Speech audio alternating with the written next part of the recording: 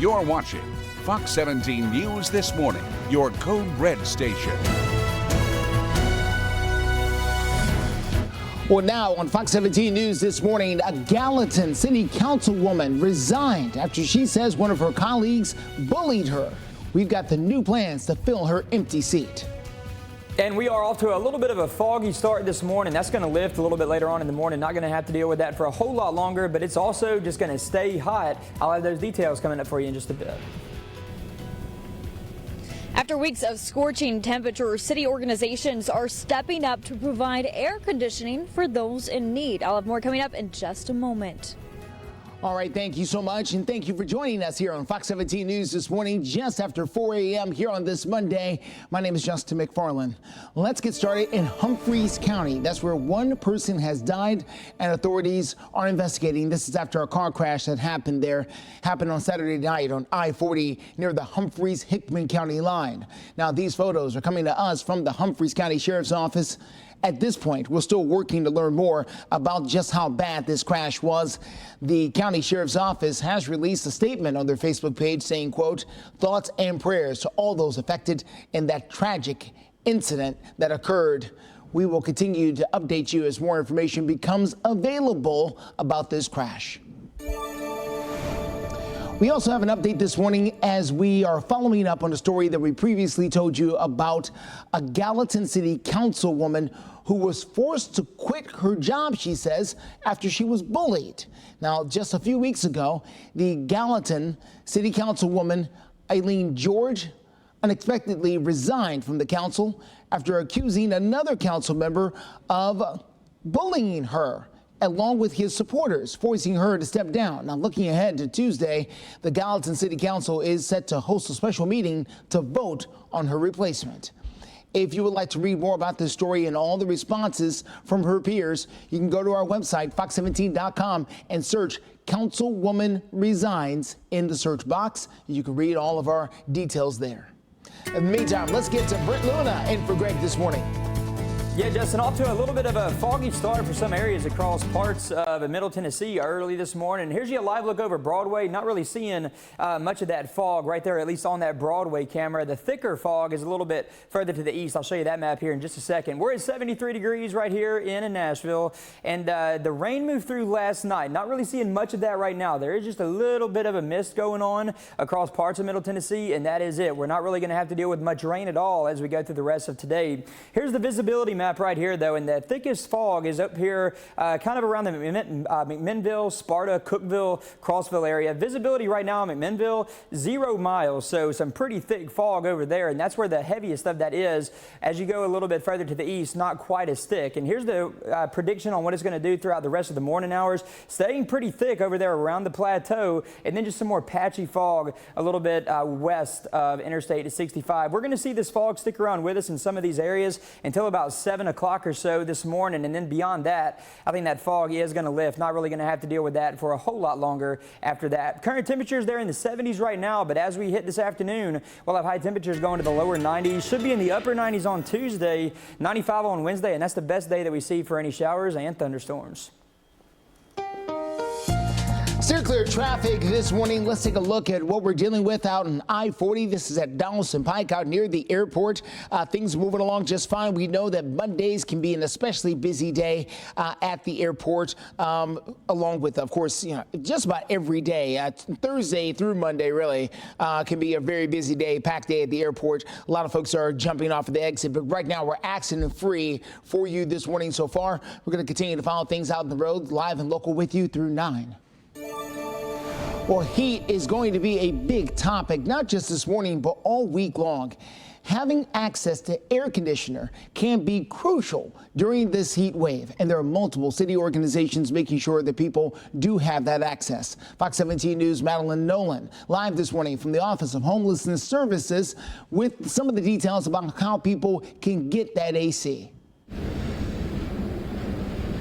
Yeah, that's right. Because of this extreme heat that we are experiencing, the city is offering free rides for the homeless to these cooler locations, as well as offering free air conditioning to those who need it. Now, 10 a.m. to 4 p.m., that's when the Office of Homeless Services are offering free cool rides to the Nashville Rescue Mission or another safe location listed on your screen. Now, you can get that by calling 615-844-3399 and get a ride. On top of that, they're also supplying water, bug spray, sunscreen, and bus passes to those at encampments. Now, Nashville's Metropolitan Action Commission also has a program that's been giving out dozens of air conditioner units for free here in the city. Now, the requests under the city's fan and air conditioning program are open to seniors 62 and older, families with children 5 years or younger with a severe medical condition, or to anyone who is disabled or handicapped. Now, you can apply for that fan and air conditioning program via their website at the metro.gov Nashville Metro Commission Action Commission page. You can find that there. For now, live here in Nashville, Madeline Nolan, Fox 17 News, your Code Red station. Thank you, Madeline. Well, thousands of people have died in scorching heat during this year's Hajj pilgrimage. We've got more on the extreme temperatures at the Islamic holy sites. Try to talk it out, be an adult about it. One person has died. 4:08 is the time, making headlines this morning. The summer has just begun and we're already seeing gun violence on the rise across the country. So far, we've seen mass shootings in places like St. Louis, Missouri, Columbus, Ohio, and now one a little closer to home up the road in Louisville, Kentucky. That's where one man was killed and several others were hurt. This is after shots rang out at a nightclub there. I'm so desensitized to it to where it's just as common as hearing a police siren or an ambulance signal. It's crazy. The best way to avoid it is to stay in the house. It's sad. It's really sad. Officers say at least 6 other people were hurt in this particular shooting. All of those victims are expected to be okay. People who live there in Louisville say that their city needs to invest in better mental health resources to try and stop some of the violence. The club owner has agreed to shut down temporarily in interest of public safety. Louisville has had more than 80 homicides so far this year alone. Meanwhile, over in Arkansas, 3 people were killed and at least 10 others were hurt. This happened at a grocery store there in Arkansas. 2 police officers, I should say, was also hurt in this shooting. Now, this morning, police have identified the shooter. His name is Travis Eugene Posey. Arkansas police say that the shooting happened around 11:30 Friday in the small town of Fordyce, and that's Fordyce there. This is about an hour south of the city of Little Rock. An employee at the grocery store says that a man with a shotgun came into the store and ended up having a shootout with police. People who live there are trying to wrap their heads around everything that has happened. This is a very devastating day for us. Never in a million years will we think something like this would happen. There's a lot of families involved that's affected, so just continue to pray for them. The suspect's motive is not clear at this particular point. The investigation is ongoing.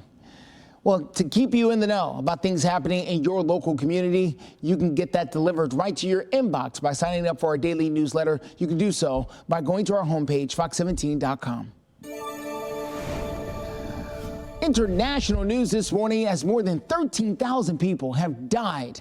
This is after the scorching heat during this year's Hajj pilgrimage in Saudi Arabia. Now, the Hajj is one of the 5 pillars of Islam, is one of the world's largest religious gatherings. Take a look here as people from all walks of life participate in this event. This morning, we are learning that 2 of those people were a couple. You can see them right here from Maryland. Now many people are being treated in the hospital. Saudi Arabia has spent billions of dollars on crowd control and safety measures for those attending the annual 5-day pilgrimage. But officials say due to the number of participants, it makes it very hard to ensure safety. In the meantime, Let's talk about what's happening right here in the Mid-State. Brett, here, what are we looking at? Justin, just seeing a few very, very light showers moving through right now. A little bit of patchy fog out there, too, this morning. We're also going to be hot as we head through the rest of the day. I'll let you know how hot we get in our next best chance for rain coming up. Steer clear traffic takes us to I-65 at Trinity Lane there on the north side. We're looking pretty. Back to you. 4:14 is the time, and just like that, Nashville's first ever LIV Golf Tournament is now in the books. Not only was it the very first LIV Golf Tournament in the state of Tennessee, but it was also one of the most popular ones. It set attendance records for the league events here in the United States. Let's get out to Fox 17 News' Johnny Maffey, who's live for us this morning to tell us about the major impact of the event. He's live at B&A.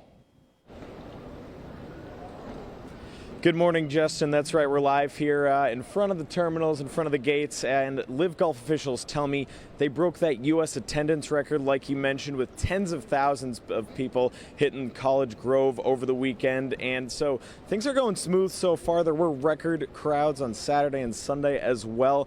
And, you know, I saw one delay right now, but Nashville's used to this. B&A's used to this. So all these fans are mixing in with the tourism crowd early this Monday morning. Let's bring you to the course now. The three-day tournament saw more than 40,000 fans. That was the number. And like I said, it included a sellout crowd Saturday and Sunday. And it's a different atmosphere, as you can see here, than a PGA tournament. Players and organizers telling me they're trying to shake things up, including over at the party hole. That's hole number 15. Take a listen to the reaction to U.S. Open champ Bryson DeChambeau taking the tee box.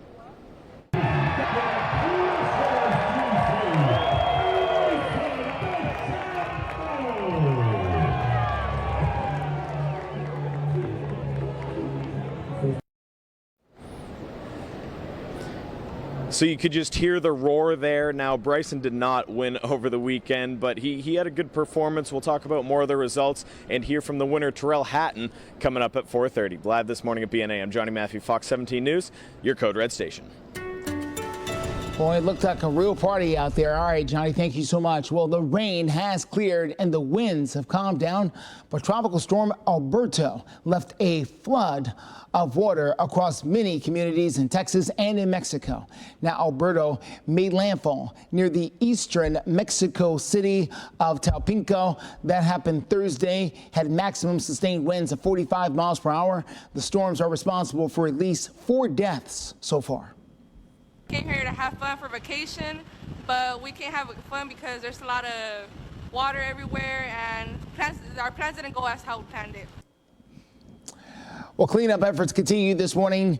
This is happening as many people are on edge about the status of the FEMA disaster release funding. Some are worried that money could run dry as storms continue to roll in. Well, are there any stories on the horizon for us? Let's get to Britt Luna, who's in for Greg this morning.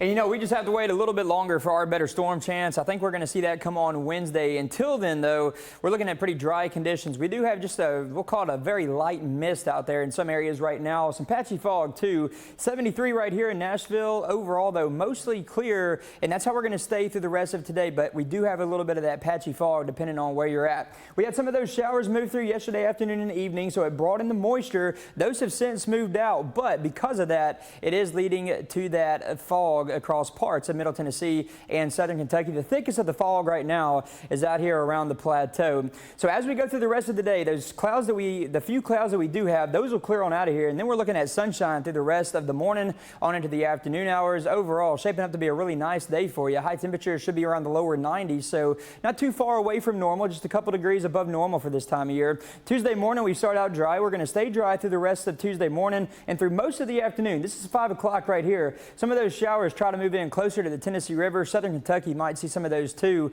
but I think the best rain chance is going to come very late Tuesday night, really more so Wednesday morning, and then that's going to stick around with us through the rest of Wednesday morning. Off and on scattered showers and thunderstorms will be possible Wednesday 5 p.m., shaping up to be some heavier rainfall right there along the plateau, but even areas back west of Interstate 65 we'll see that chance for some more scattered showers and some thunderstorms. So some of those storms could bring some heavy rainfall, and a few of those could also bring some strong gusts gusty winds. Right now, though, not looking at any sort of widespread severe weather event. Temperatures today in the upper 80s by noon, lower 90s for the afternoon. 93 our high today, 98 on Tuesday, 95 Wednesday, and that'll be the best chance for those showers and thunderstorms. Clear, clear traffic this morning. Let's take a good look here at I-65. That's at Trinity Lane there on the north side. People are coming in just fine from up there. No big problems in either direction. Of course, we'll continue to follow things, but right now there's no major accidents taking place. Steer Clear Traffic is live and local with you through 9 o'clock this morning. Well, let's get to national news this morning. There are questions about, is there enough screening happening of the people coming across the border at the United States-Mexico border? Matt Galka takes a closer look. Victor Hernandez appeared in court Friday. He's accused of murdering Maryland mom Rachel Morin. He had been caught at the border and kicked out of the country 3 times in 2023, before then becoming a gotaway when he re-entered the country illegally, unchecked by authorities.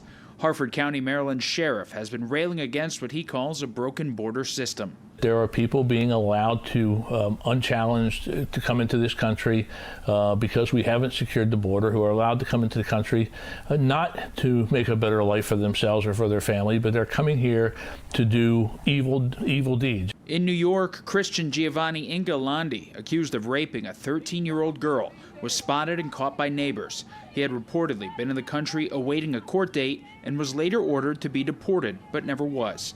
2 Venezuelan migrants charged this week with the murder of a Texas 12-year-old. Reportedly, both crossed into the country within the last 3 months and were awaiting immigration court dates. The various arrests have raised concern over the screening process at the southern border. Here's the reality. Here's the truth, is that we do not, I'll say it again, we do not have the ability to effectively and properly vet everyone that enters our country. While Republicans blame the president for the border problems, he pretended to again have an immigration solution a couple of weeks ago, but he's going to allow 4,000 people in a day, to cross the border illegally. And the problem is that distracts our Border Patrol agents. Biden has repeatedly called on Congress to come up with a bipartisan solution for a broken system. Let's fix the problem and stop fighting about it. I'm doing my part. We're doing our part. Congressional Republicans should do their part. Former President Donald Trump called the Texas case another Biden migrant killing and vowed to question the president about border policies at their debate next week. Reporting in Washington, I'm Matt Galka.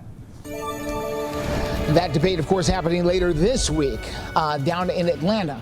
On other news this morning, a force of farmers, we're going to tell you why they're protesting a proposed 1,400-acre development out in Wilson County. And a quick look at what's trending right now on our website at fox17.com. Our country music singer Miranda Lambert is performing in Nashville coming up in October to raise money for mutts. It's the concert set for October the 4:24 right now in your community this morning. Some farmers in Wilson County took their tractors to the streets to protest some industrial development. Now, they drove from the county fairgrounds to downtown Lebanon to press county planners not to have this development. This morning, Fox 17 News has learned that the farmers' show of force may have worked. Now, developers want a zoning change to build on 1,400 acres of agricultural land near the Truckers Crossroads. And after hours of debate, the Wilson County Planning Commission voted unanimously against the developers' plans. Now, developers can still appeal the decision to the full commission within 10 days. Let's get to Brett Luna. Look at your forecast out there as the temperatures continue to rise and rise. Yeah, Justin, today's going to be another warm one for us, and we're waking up to a little bit of patchy fog, too, dense fog in some areas. McMinnville with less than a mile visibility right there, 8 Mile in Tullahoma, Crossville only at 2. So that area around the plateau, that is where we're seeing the thickest fog setting up early this morning. West of Interstate 65, not seeing quite as much, just a little bit of patchy fog over in those areas. And that's where it's going to stay thick through about 7 a.m. this morning. And then as we head through the rest of this morning, I think we're pretty much in the clear from that once we get past about 7:30 or so. not going to have to deal with that for a whole lot longer. We had some of those showers move through yesterday afternoon and evening, and that's what kind of set the stage for some of that fog development. All that has now moved out of here. Now we're going to switch over to Wednesday. So this is the severe weather outlook map for Wednesday. We could see a couple of those storms that we get Wednesday afternoon try to produce some strong gusty winds. Overall, though, not looking at much of a severe weather threat for us on Wednesday. Moving on into the weekend, upper 90s Saturday, mid 90s on Sunday. That's the better rain chance day of the two. 40% chance then. Heat index values for this weekend could be pushing over 100. 4:26 is the time. Are you making your plans for the 4th of July? Well, travelers are set to hit the roads, the rails, and even the tarmac for the 4th of July. Now, AAA is estimating that close to 70 million people, you can see the number right there, 71 in this particular case, are set to hit the road for the 4th of July. 60 million people will be traveling by car out there, and then another 5.7 million people will be in the skies. So still lots going on out there. Just a heads up, the average cost for a domestic round-trip plane ticket is about $800 for the 4th of July weekend. AAA is recommending that travelers drive during the morning to try to avoid traffic. They also suggest arriving at the airport early to catch those flights on time. Speaking of the roads, taking a look at your steer clear traffic. That's I-40 near Fessler's Lane. Everything's smooth for now. We'll tell you how and when things can change. Plus, we're going to take a quick look over at the TDOT map. You're watching Fox 17 News This Morning, your Code Red station. Air conditioning might be critical during hot days this summer, so what are city organizations doing to help? Well, I'll have the answer coming up.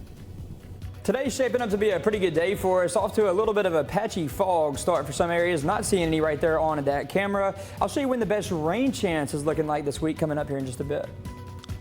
And steer clear traffic takes us to the west side. That's I-40 at White Bridge Road, where some trucks are driving, some trucks are sleeping. We're going to give you the very latest on your steer clear traffic coming up in just a few. Thank you for joining us here on Fox 17 News this morning, just around 4:30 here on this Monday. And I'm Justin McFarland. Why in the hell am I sitting here in 2024 talking about another murder? Well, over the weekend, loved ones remembered another Nashville teenager taken too soon by gun violence. In this case, it was 17-year-old Ebonique Ferris, who was gunned down about a week ago in North Nashville's Cumberland View community. Now, people from across the city gathered over at Monroe Park in North Nashville. They had balloons and candles, and they came together to honor that teen. Police say that a 23-year-old named Anthony Brooks shot Ferris on Father's Day. This comes as homicide rates of those 17 are up or on the rise. Nashville Mayor Freddie O'Connell says he's working with nonprofits as well as Metro Police to try and create a safer environment. Well, a new survey reveals that gun injuries rate in 2023 topped the pre-pandemic levels for the 4th year in a row. A new CDC report says that thousands of calls have been made to first responders because of teens and young adults suffering from gun injuries. Researchers also found that the majority of violence happened in areas with greater income inequality as well as higher unemployment levels than those and also those with severe housing problems as well. Well, to get the very latest news happening at your fingertips, you can always download our free app. You can do so by scanning the QR code right there with your phone, and that'll take you to our news app to keep you up to date with things happening, not just here in Nashville, but across the country. Well, we are definitely feeling the heat this weekend as that heat wave continues to scorch the city. Let's take a look this morning at our Broadway cam live in downtown Nashville, where the beer trucks, I'm sure they'll be along shortly to refill after another busy week there on Broadway as temperatures reach 90 degrees each and every day this weekend. NES is encouraging people to try and conserve energy and reduce those electric bills. They suggest avoid using electric appliances in the heat of the day and keep those blinds and garage doors closed and set your thermostat as close to 78 degrees as you can. And today's going to be a rather warm day, but overall not too bad for this time of year. I think we're going to top out in the lower 90s a little bit later on this afternoon. Tuesday is going to be the hottest day, I think, though, that we see for at least the next few days. We had some of those showers move through yesterday, and that kind of helped set the stage for what we have going on right now as far as the fog development goes. Still seeing some dense fog over here around the plateau. 0 mile visibility in McMinnville, 1 mile visibility over there in Clarksville. Not as bad closer to Interstate 65, but still over there kind of close to the Tennessee River, still seeing some of that fog over there as well. This is going to stick around with us for the next few hours, but I think by about 7:30 or so, all that fog is going to lift, and then we're not going to have to deal with that anymore through the rest of the morning hours. Also, not really going to have to deal with any rain as we go through the rest of the day either, with plenty of sunshine too. It is shaping up to be a pretty good day for us, just a little bit on the warm side. Temperatures in the lower 70s for a lot of areas right now. 75 Murfreesboro, this map just updated too. 73 in Nashville, 71 over there in Dickson, 72 in Lewisburg. As you go through the rest of the day, overall not bad at all. Plenty of sunshine. Temperatures in the lower 90s throughout most of the afternoon. 93 our high today, 98 on Tuesday, and then Wednesday, that'll be the best rain chance that we see, a 60% chance for showers and thunderstorms. Steer clear traffic out there for you this morning. Let's get to your very latest happening over on the west side. That's going to be I-40 near White Bridge Road. Things are moving along really nicely over there. No big problems over on the west side of town so far this morning. A couple of trucks taking a little bit of a break before they continue on to the west, but nothing out of the ordinary. We'll continue to follow things out there on the roads for you, live and local with you through 9. Well, heat is going to be a big topic, not just this morning, but really all week long. And having access to air conditioning is going to be critical during the heat wave. Multiple organizations across the city are making sure that that will happen. Fox 17 News' Madeline Nolan live for us this morning from the Office of Homeless Services with some of the details about how people can get that AC.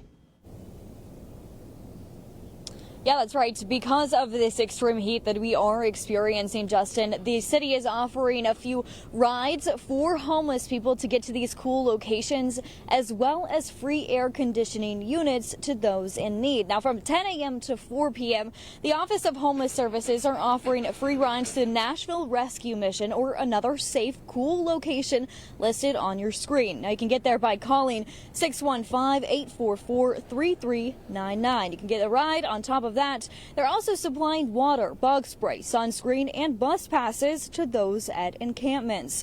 Now, Nashville's Metropolitan Action Commission also has a program that's been giving out dozens of air conditioner units for free in the city.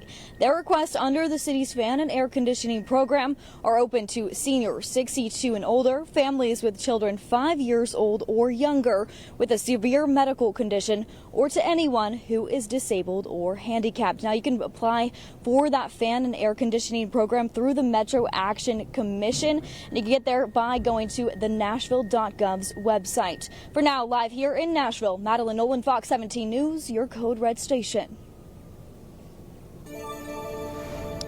All right, Madeline, thank you so much. We wanted to hear from you this morning. Where do you set your thermostat during the summer months? Well, each morning we take a look at our poll out there to try to make sure that people can weigh in. So we'll take a look at those results coming up here a little bit later to see exactly where people have voted on that particular topic. Well, Ford is opening a brand new off-road driving adventure in Nashville, or actually not far from Nashville, in Tennessee, coming up this fall. We're going to tell you what you need to know if you would like to attend. Thanks for waking up with us each and every morning on Fox 17 News this morning. We're your own. 4:38 is the time. If you are a bucking Bronco fan, you may want to look to bust some brand new moves and a brand new off-road course in your Ford Bronco. Now is your chance, because Ford is opening up a brand new off-road driving adventure school in Tennessee coming up this fall. Now, the new site is located less than an hour south of Knoxville. It's the Bronco Off-Rodeo.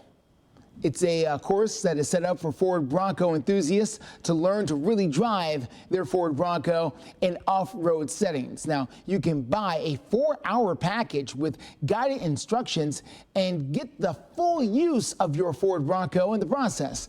Now, new Bronco and Bronco Sport owners get complimentary access to education and guided courses.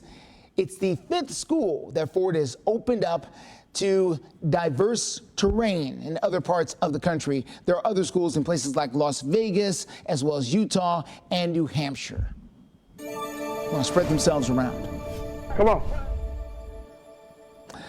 We will continue our coverage this morning with an update about the increase in teenage homicides and how communities are stepping up. One person doing so is someone who's been doing this kind of thing for a long time. Terry Key with the Music City Writers says he's been busy working to get kids off the street and productive. He says he's accomplishing his goal through bike rides and teaching life lessons. Terry Key says that the city needs to implement and fund more programs like his. It's hurtful because I know that we could have did more for this child.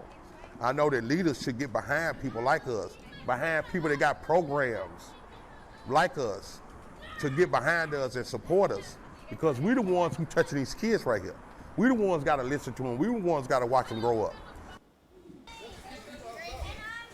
Now, he's working closely with Roy Bohannon, who also teaches boxing at a school very close to his program. It's a free program. For more programs like these, you can visit our website at fox17.com. And if you'd like to catch up on some of the previous reporting, including the latest crime numbers for your particular neighborhood, you can also visit our website, fox17.com, and search youth crime. Let's talk about steer clear traffic this side on the north side of town, or this time rather on the north side of town. This is going to be I-24 at the I-65 junction. You can see traffic flowing along pretty well from up there. No big problems out there on the road so far, but things can and will change. We'll be sure to let you know when they do with steer clear traffic, as we got you covered live and local through 9. Today's shaping up to be a pretty good day for us. It will be a little bit warm. Not expecting really any rain chance, though. I'll let you know when the best chance for rain comes this week here in just a bit.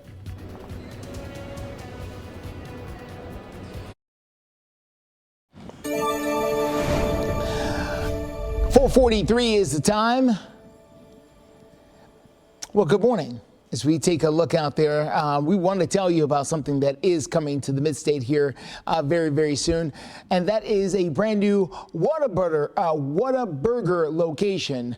It's going to be happening over there at the Century Farms Parkway, right across from the brand new Tanger outlets. So it is set to open up here very soon. If you're one of the first people in line, you can receive a very special prize. Again, that's happening out there near the Tanger outlets.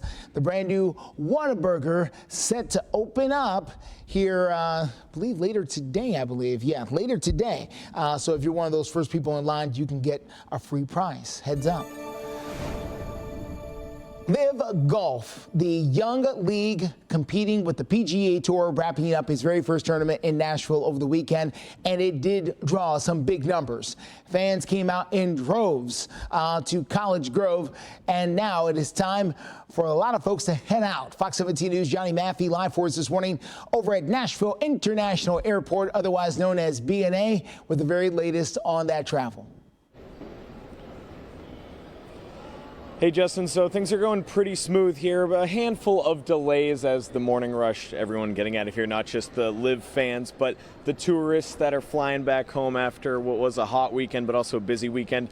Well, Live officials tell me, like you mentioned, it was a U.S. record for tournaments for them, with more than 40,000 fans hitting up College Grove over the weekend for the tournament. That was over the 3 days, and like we said, now things are going smooth. You know, the lines, they're a little long, and as for the departures, I know last night I knew a few people that actually were trying to get back up to the northeast, and there were some tornado watches and such, so there were some delays there for flights. But right here, just a few delays. There's no cancellations I'm seeing yet. Let's take it over to the course now, though. It was a jam-packed weekend. Despite the hot temps, it was a sellout crowd on Saturday and Sunday, and with spirits high, while Terrell Hatton was dropping it low on the scorecard, winning by 6 stroke in his Legion 13 team. That's one difference between the PJ and Liv. They do have teams in this. Well, they got the overall team victory as well. Hatton shot 19 under for his first win in 3.5 years. I tried not to get too far ahead of myself. Certainly with not winning for 3.5 years, you kind of naturally question if you can do it again. So I'm just proud of myself to be able to get through that and play the way I did. Well, Hatton certainly put on a show for everyone, and his team captain, John Rahm, who a lot of people know, a big name in the golf world, he had a lot of praise for him in the press conference after the tournament as well. Live this morning at BNA, I'm Johnny Matthew. We'll continue to follow the rush throughout the morning here on Fox 17. We'll send it back to the studio.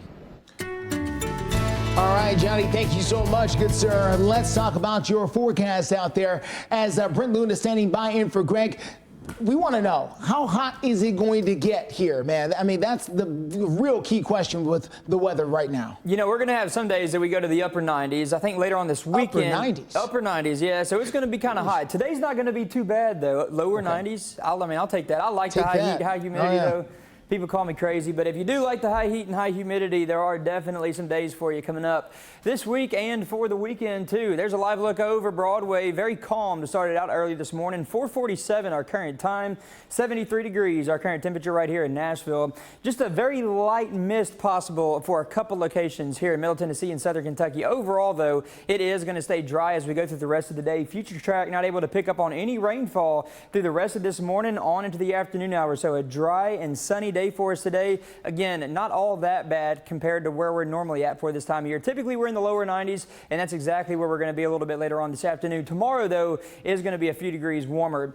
Tuesday, we started out dry. This is Tuesday at 5 o'clock right here. Some of those showers and thunderstorms try to move into areas around the Tennessee River. Areas in southern Kentucky could see a little bit of that rain action, too, as we go through the later part of Tuesday. But really, the best rain chance for us this week is going to come on Wednesday. I think Wednesday morning, some off and on scattered showers and storms will be possible. But the best chance, that's going to be a little bit later on in the afternoon. This is the 5 o'clock picture here on Wednesday. Some heavier activity setting up over there around the plateau. But areas back west of Interstate 65 still looking like we could get some off and on scattered showers and thunderstorms out that way too. The good news, not expecting any sort of widespread severe weather event for Wednesday, but some of those storms could produce some gusty winds, also some heavy rainfall.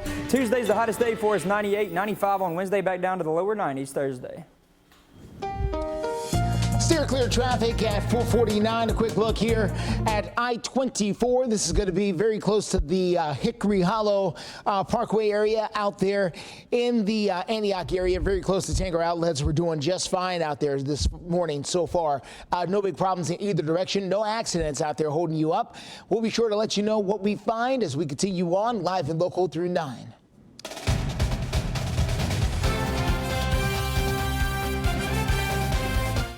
History in the making in Omaha, Nebraska, as the Vols and the Texas A&M Aggies will battle it out tonight, each team to bringing themselves right to the edge of the College World Series Baseball Championship. They're looking to bring that title home for the first time in their school's history.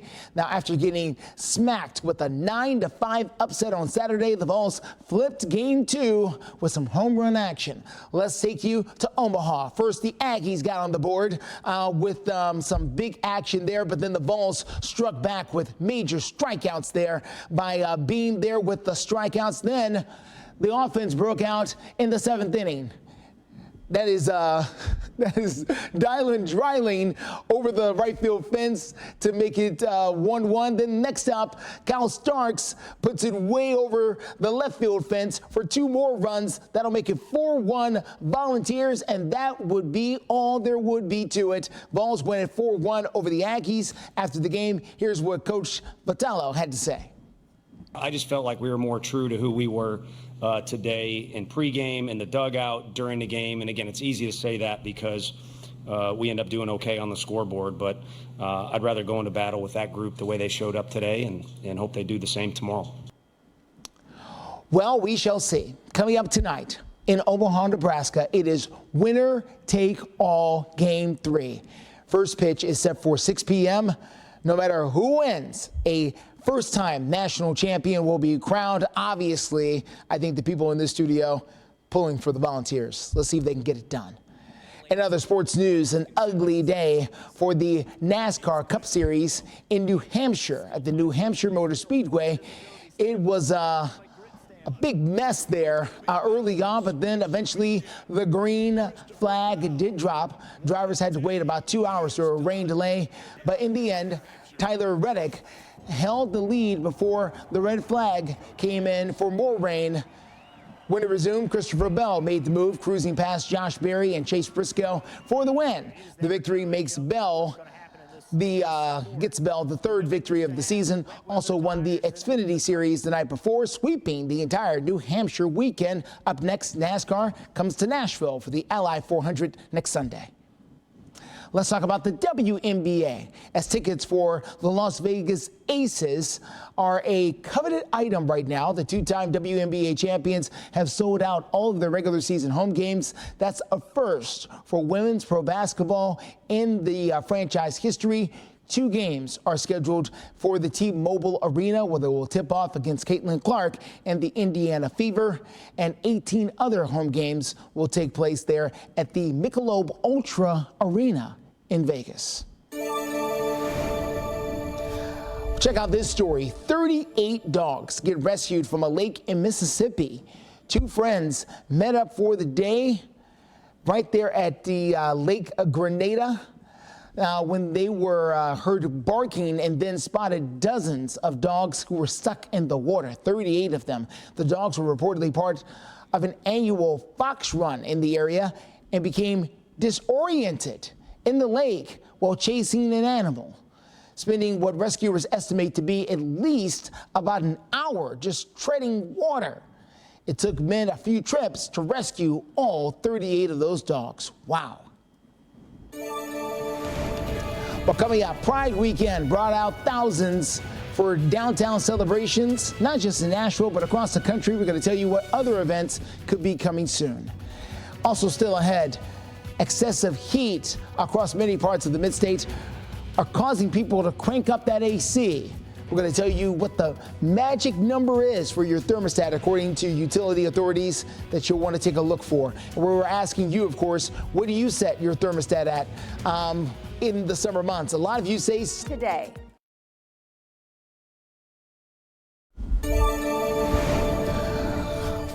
.456 is the time. Welcome back to Fox 17 News this morning. A live look there in your community as we want to tell you about Nashville's Pride celebration that took place this very weekend. Thousands of people went out to Nashville to celebrate despite the intense heat that was happening all weekend. Now, organizers say they expected a turnout higher than the 125,000 people at last year's Pride Parade. So we'll see if they get that number or not. In the meantime, in East Nashville, volunteers plan to paint the city's very first rainbow crosswalk to serve as a visual reminder for the LGBTQ community's love, diversity, and unity after the Pride weekend. You'll be able to find that rainbow intersection right at the intersection of 14th and Woodland there. So right there, 14th and Woodland, right in front of the Lipstick Lounge there over in East Nashville. Waking up to a little bit of patchy fog around the area this morning. The heaviest of that, or at least the thickest fog, is out here a little bit further to the east. So around the plateau, McMinnville, 0 mile visibility there, 2 mile visibility in Clarksville. And Nashville has now dropped down to 5 miles. So just still that patchy fog across Middle Tennessee, that dense fog over there around the plateau. We're not going to have to deal with this for much longer. I think by about 7 or 7:30 or so, most of that fog should have lifted. So we'll be pretty good to go after that. And the rest of today is shaping up to be a really nice nice one. Temperatures aren't going to be outrageous either. They'll be in the lower 90s, not too far off from where we should be this time of year. Radar not showing much rain at all here in Middle Tennessee or Southern Kentucky. If we're seeing anything right now, it's just a very, very light mist. This is now the map for Wednesday. I think the best rain chance is going to come in on Wednesday. We could see a few of those storms try to produce some heavy rainfall, also some gusty winds with some of those storms too. Now we're going to take it out to the weekend. The humidity is going to keep on building in. Heat index values pushing around 100 or higher as we go through the weekend. Steer clear traffic out there for you. Let's get you over to I-40 at Broadway. That's over in downtown Nashville. Right now, we're doing okay. No big holdup out there for you this morning so far. Things can change at a moment's notice, but so far, we've been very calm out there as far as your traffic is concerned. We'll continue to watch things for you, let you know whatever else we find, but so far, so good on the early morning hours with steer clear traffic. We got you covered live and local through 9. Well, the Summer Olympics are right around the corner, and 2 local sisters will be heading to Paris after both of them qualified for the U.S. swim team. Nashville's Alex Walsh finished second in the 200 individual medley finals in Indianapolis, and she will join her younger sister, Gretchen. Gretchen already qualified for the U.S. team, finishing second in the 50-meter freestyle.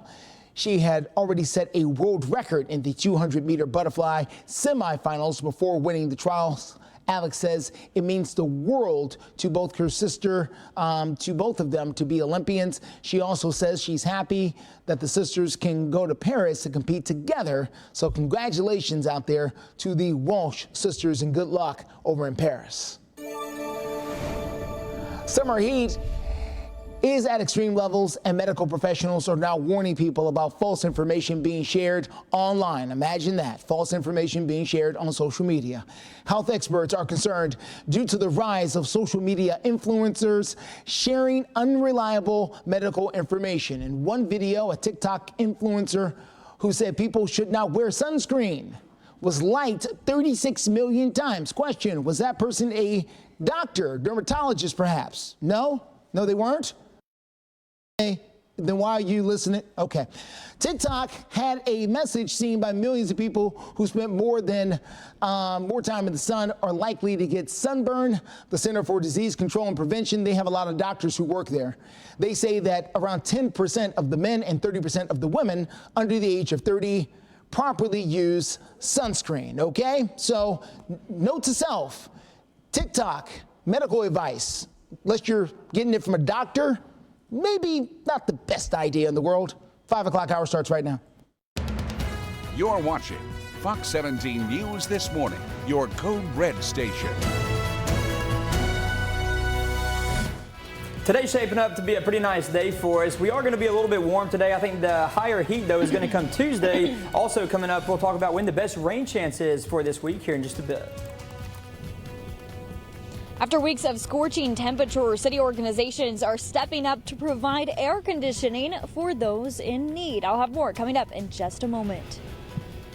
The legal battle over the Covenant school shooter's writings. Fox 17 News breaking down the latest talks over whether one publication in particular could be in legal trouble. All right. Thanks for joining us here on a Monday morning for Fox 17 News. I'm Erica Glover. And I'm Jennifer Waddell. Let's get started with the top few stories you'll want to know about here to kick off your Monday morning. For starters, former President Donald Trump has narrowed his vice presidential shortlist to a handful of contenders as he gets ready to announce his pick ahead of next month's Republican National Convention. He told reporters over the weekend that he's already made his decision, as a matter of fact, and says that person will be at Thursday night's debate. This Thursday night's debate coming up in Atlanta. And reporters say the Department of Justice is now recommending criminal charges against Boeing for violating a settlement agreement related to 2 deadly 737 MAX flight crashes in 2018 and also over in 2019. Boeing settled with the Justice Department in 2021, and they also paid a fine. But last month, the department announced Boeing failed to follow compliance and ethics programs for fraud detection. The Justice Department has until July 7th to go ahead and decide whether or not to prosecute Boeing. Well, we are dry as can be here, but flooding across the country, especially the Midwest, has forced people to evacuate over the weekend. Take a look at some of the latest video coming in this morning from places like South Dakota, Minnesota, Iowa. The National Weather Service reports the Great Lakes region got 8 times more than the average rainfall, and more rain is expected this week. 5:02 is the time. We're checking in with Brett Luna. Good morning. Good morning to you, Erica. Good morning, Jen. It is a dry start here for us here in Middle Tennessee and Southern Kentucky. If we're seeing anything at all, nothing but a very, very light mist. Also, though, still waking up to some patchy fog. The thickest of this fog is still around the plateau.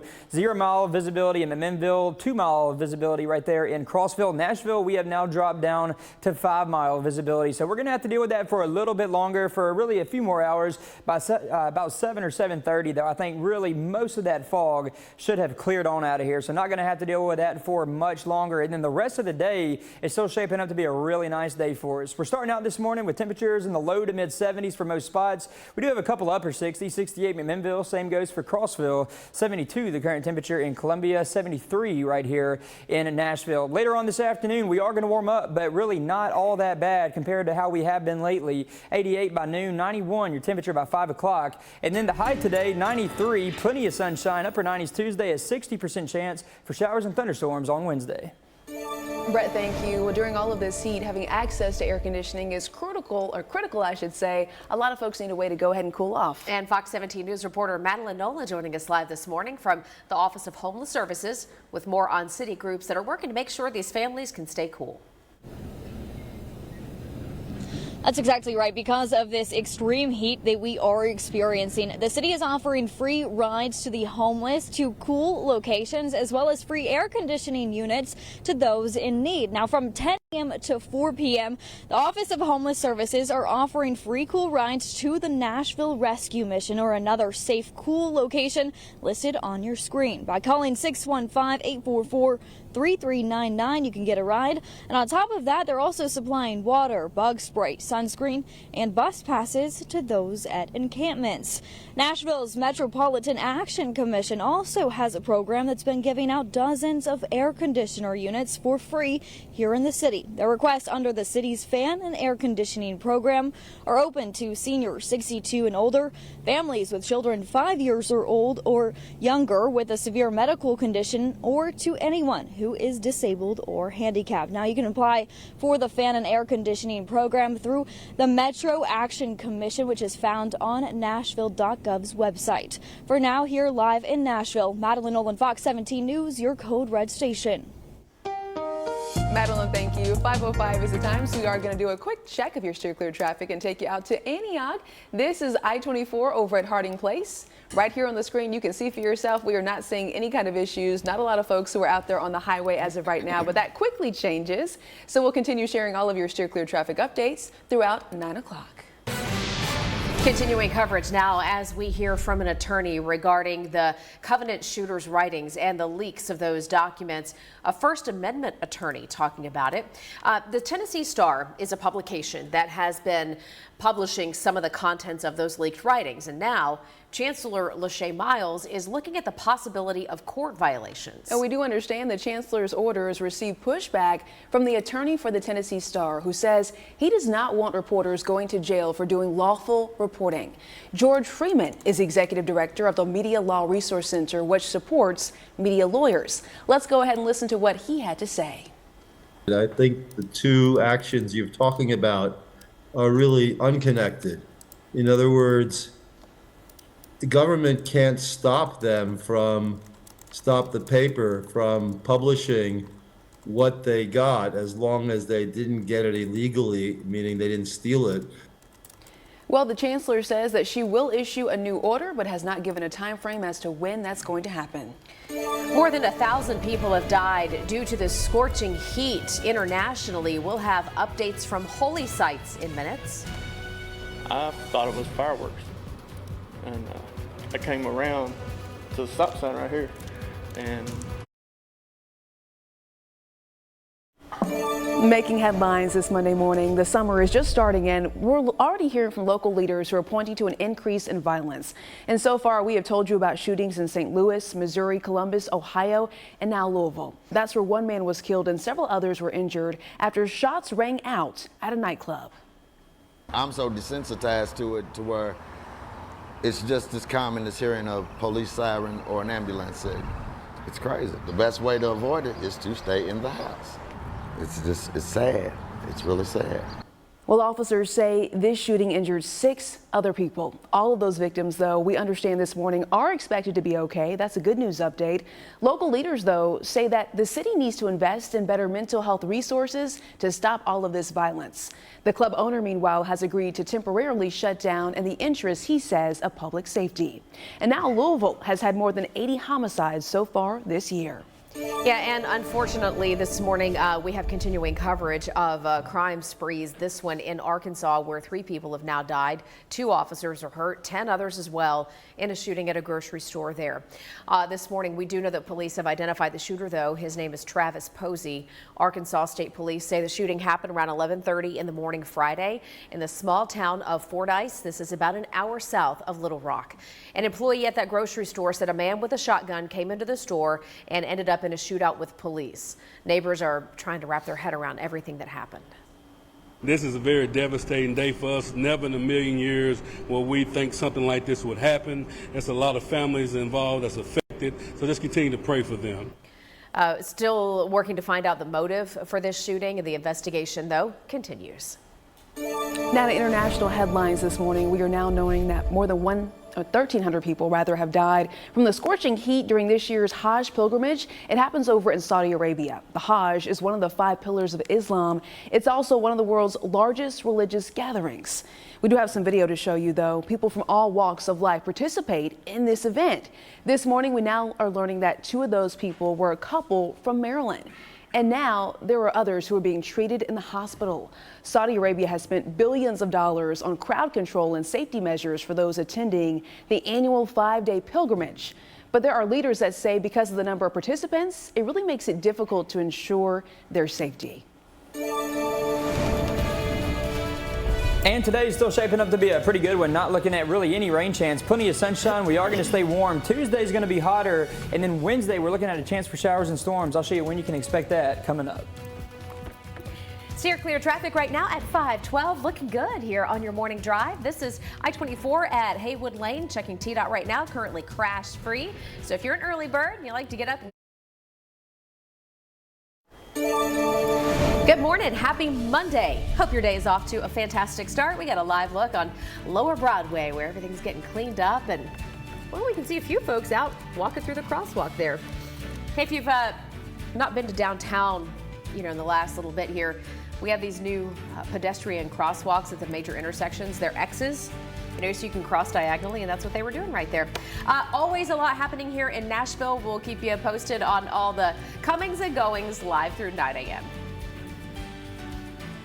Well, Jen, you just talked about everything that happens over the weekend, right? The Live Golf Tournament wrapping up after a very busy weekend over in the Grove. And they set a new record when it comes to the league's U.S. events. Yes, incredible. But also, it's Nashville. So are we that surprised? No.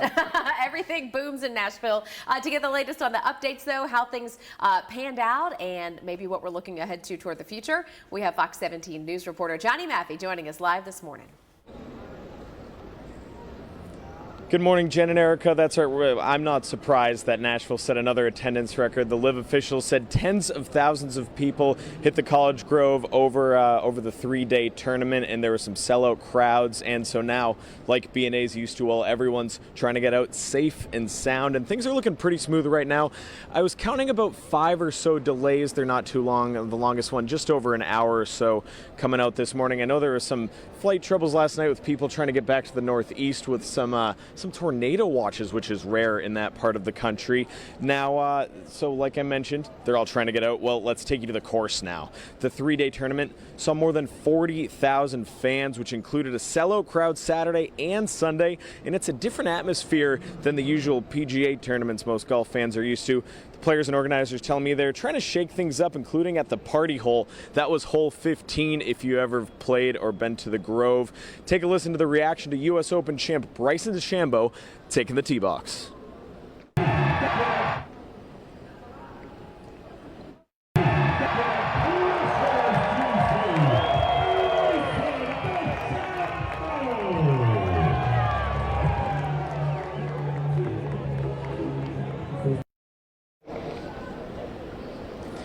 So you can just hear that roar. Now, DeChambeau had a good showing this weekend, but Terrell Hatton got the victory. We'll hear from him coming up at 4:30 right here on Fox 17.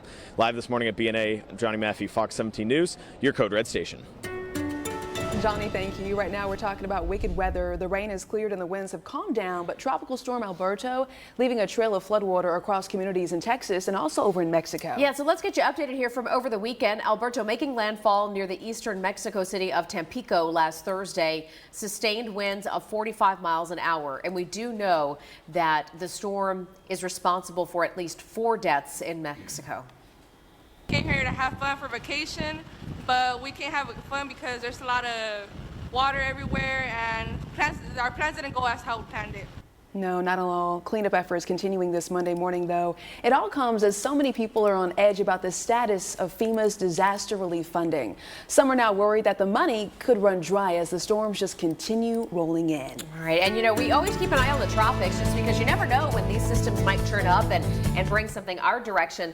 Brett, good morning to you. Good morning, Jen. Do we have our eye on anything right now? You know, nothing that's really going to impact us, so Okay. at least that's some good news. One of the things we're having to deal with locally, though, is some dense fog. So a dense fog advisory just got issued a few minutes ago. Okay. That's what this map is right here. This is going to go until 8 o'clock this morning, but I really think a lot of that fog should have lifted by about 7 or 7:30 or so. So not really going to have to deal with this for a whole lot longer, but most of our viewing area now in that dense fog advisory, visibility within some of these areas could be less than a quarter mile or so. Right now we're seeing some of the thickest fog still over there around the plateau. 73 degrees right here in Nashville, off to a pretty calm start, just a light mist at best. Radar keeping us still dry right now, and we're going to be dry through the rest of the day too. Future track not able to pick up on any rainfall across Middle Tennessee or Southern Kentucky as we head through the rest of this morning on into the afternoon hours and overnight hours tonight too. Tuesday morning, this is 7 o'clock. We started out dry. Tuesday afternoon, we stayed dry nearly all afternoon. 5 o'clock though, a few of those storms, showers and storms could try to reach into the Tennessee River. That's just going to be some very, very isolated activity. Most areas though are going to stay dry through most of Tuesday. Very late Tuesday night into Wednesday morning, we could see some more showers and storms try to drop down from Southern Kentucky, and I think that's going to be the best rain chance for us. That's going to be Wednesday morning off and on throughout the rest of Wednesday. We could get a couple of those storms that try to produce some heavy rainfall and maybe even some gusty winds too for us Wednesday afternoon. That'll stick around through the evening hours, but then by Thursday morning, I think most all of that has cleared on out of here, and then the rest of Thursday is still shaping up to be a pretty dry one, and that's how it's going to stay for Friday as well. Later on today, plenty of sunshine, temperatures in the lower 80s by 9 o'clock. By noon, we're in the upper 80s, and then by 5 o'clock, we'll be in the lower 90s. Today's still shaping up to be a pretty good day for us.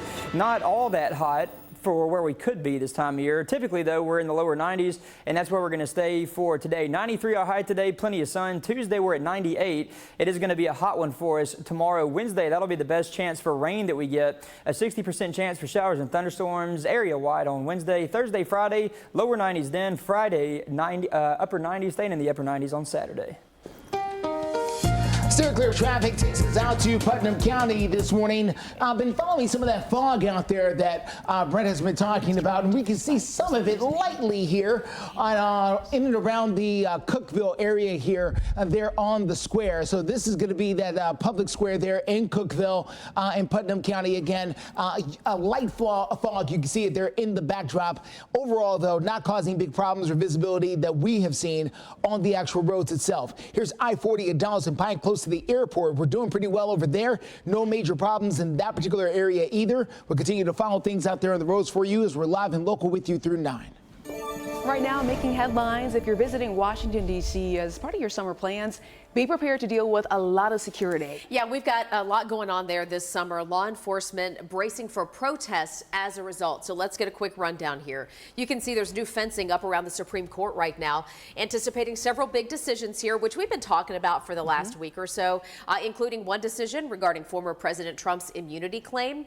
All of the decisions are expected to be handed down before the High Court goes on summer break, and that typically happens around the end of the month. Then in July, D.C. is going to be hosting the NATO summit and Israeli Prime Minister Benjamin Netanyahu. So the police department says the city could see its largest demonstrations since the January 6th attack on our U.S. Capitol. 5:21 is the time right now, and protests continue across the U.S. Did you see what happened yesterday involving pro-Palestinian demonstrators and supporters of Israel in Los Angeles? This was the scene there as Palestinian supporters got together in front of a synagogue And then counter demonstrators showed up as well. Arguments turned into fistfights. Police responded in riot gear.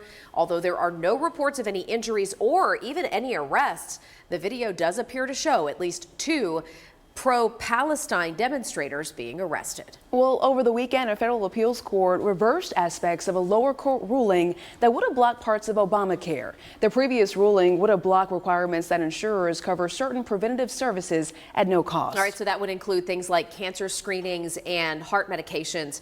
But the conservative 5th U.S. Circuit Court of Appeals upheld the trial judge's conclusions that some of these no-cost coverage mandates are unlawful. Well, Friday's ruling sets up what could be the next Supreme Court clash over the Affordable Care Act, which really has been under attack by conservatives since it was enacted back in 2010. We have an update this morning on the construction of the brand new Nissan Stadium. Taking a live look here for you this morning. Gorgeous sunrise to start this Monday. City leaders say in some ways they're ahead of schedule.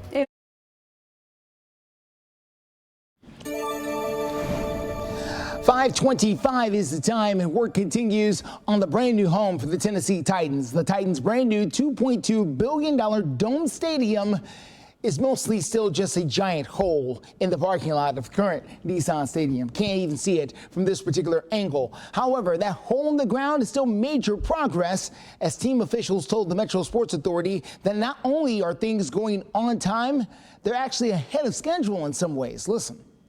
Excavation at this point is roughly 50% done.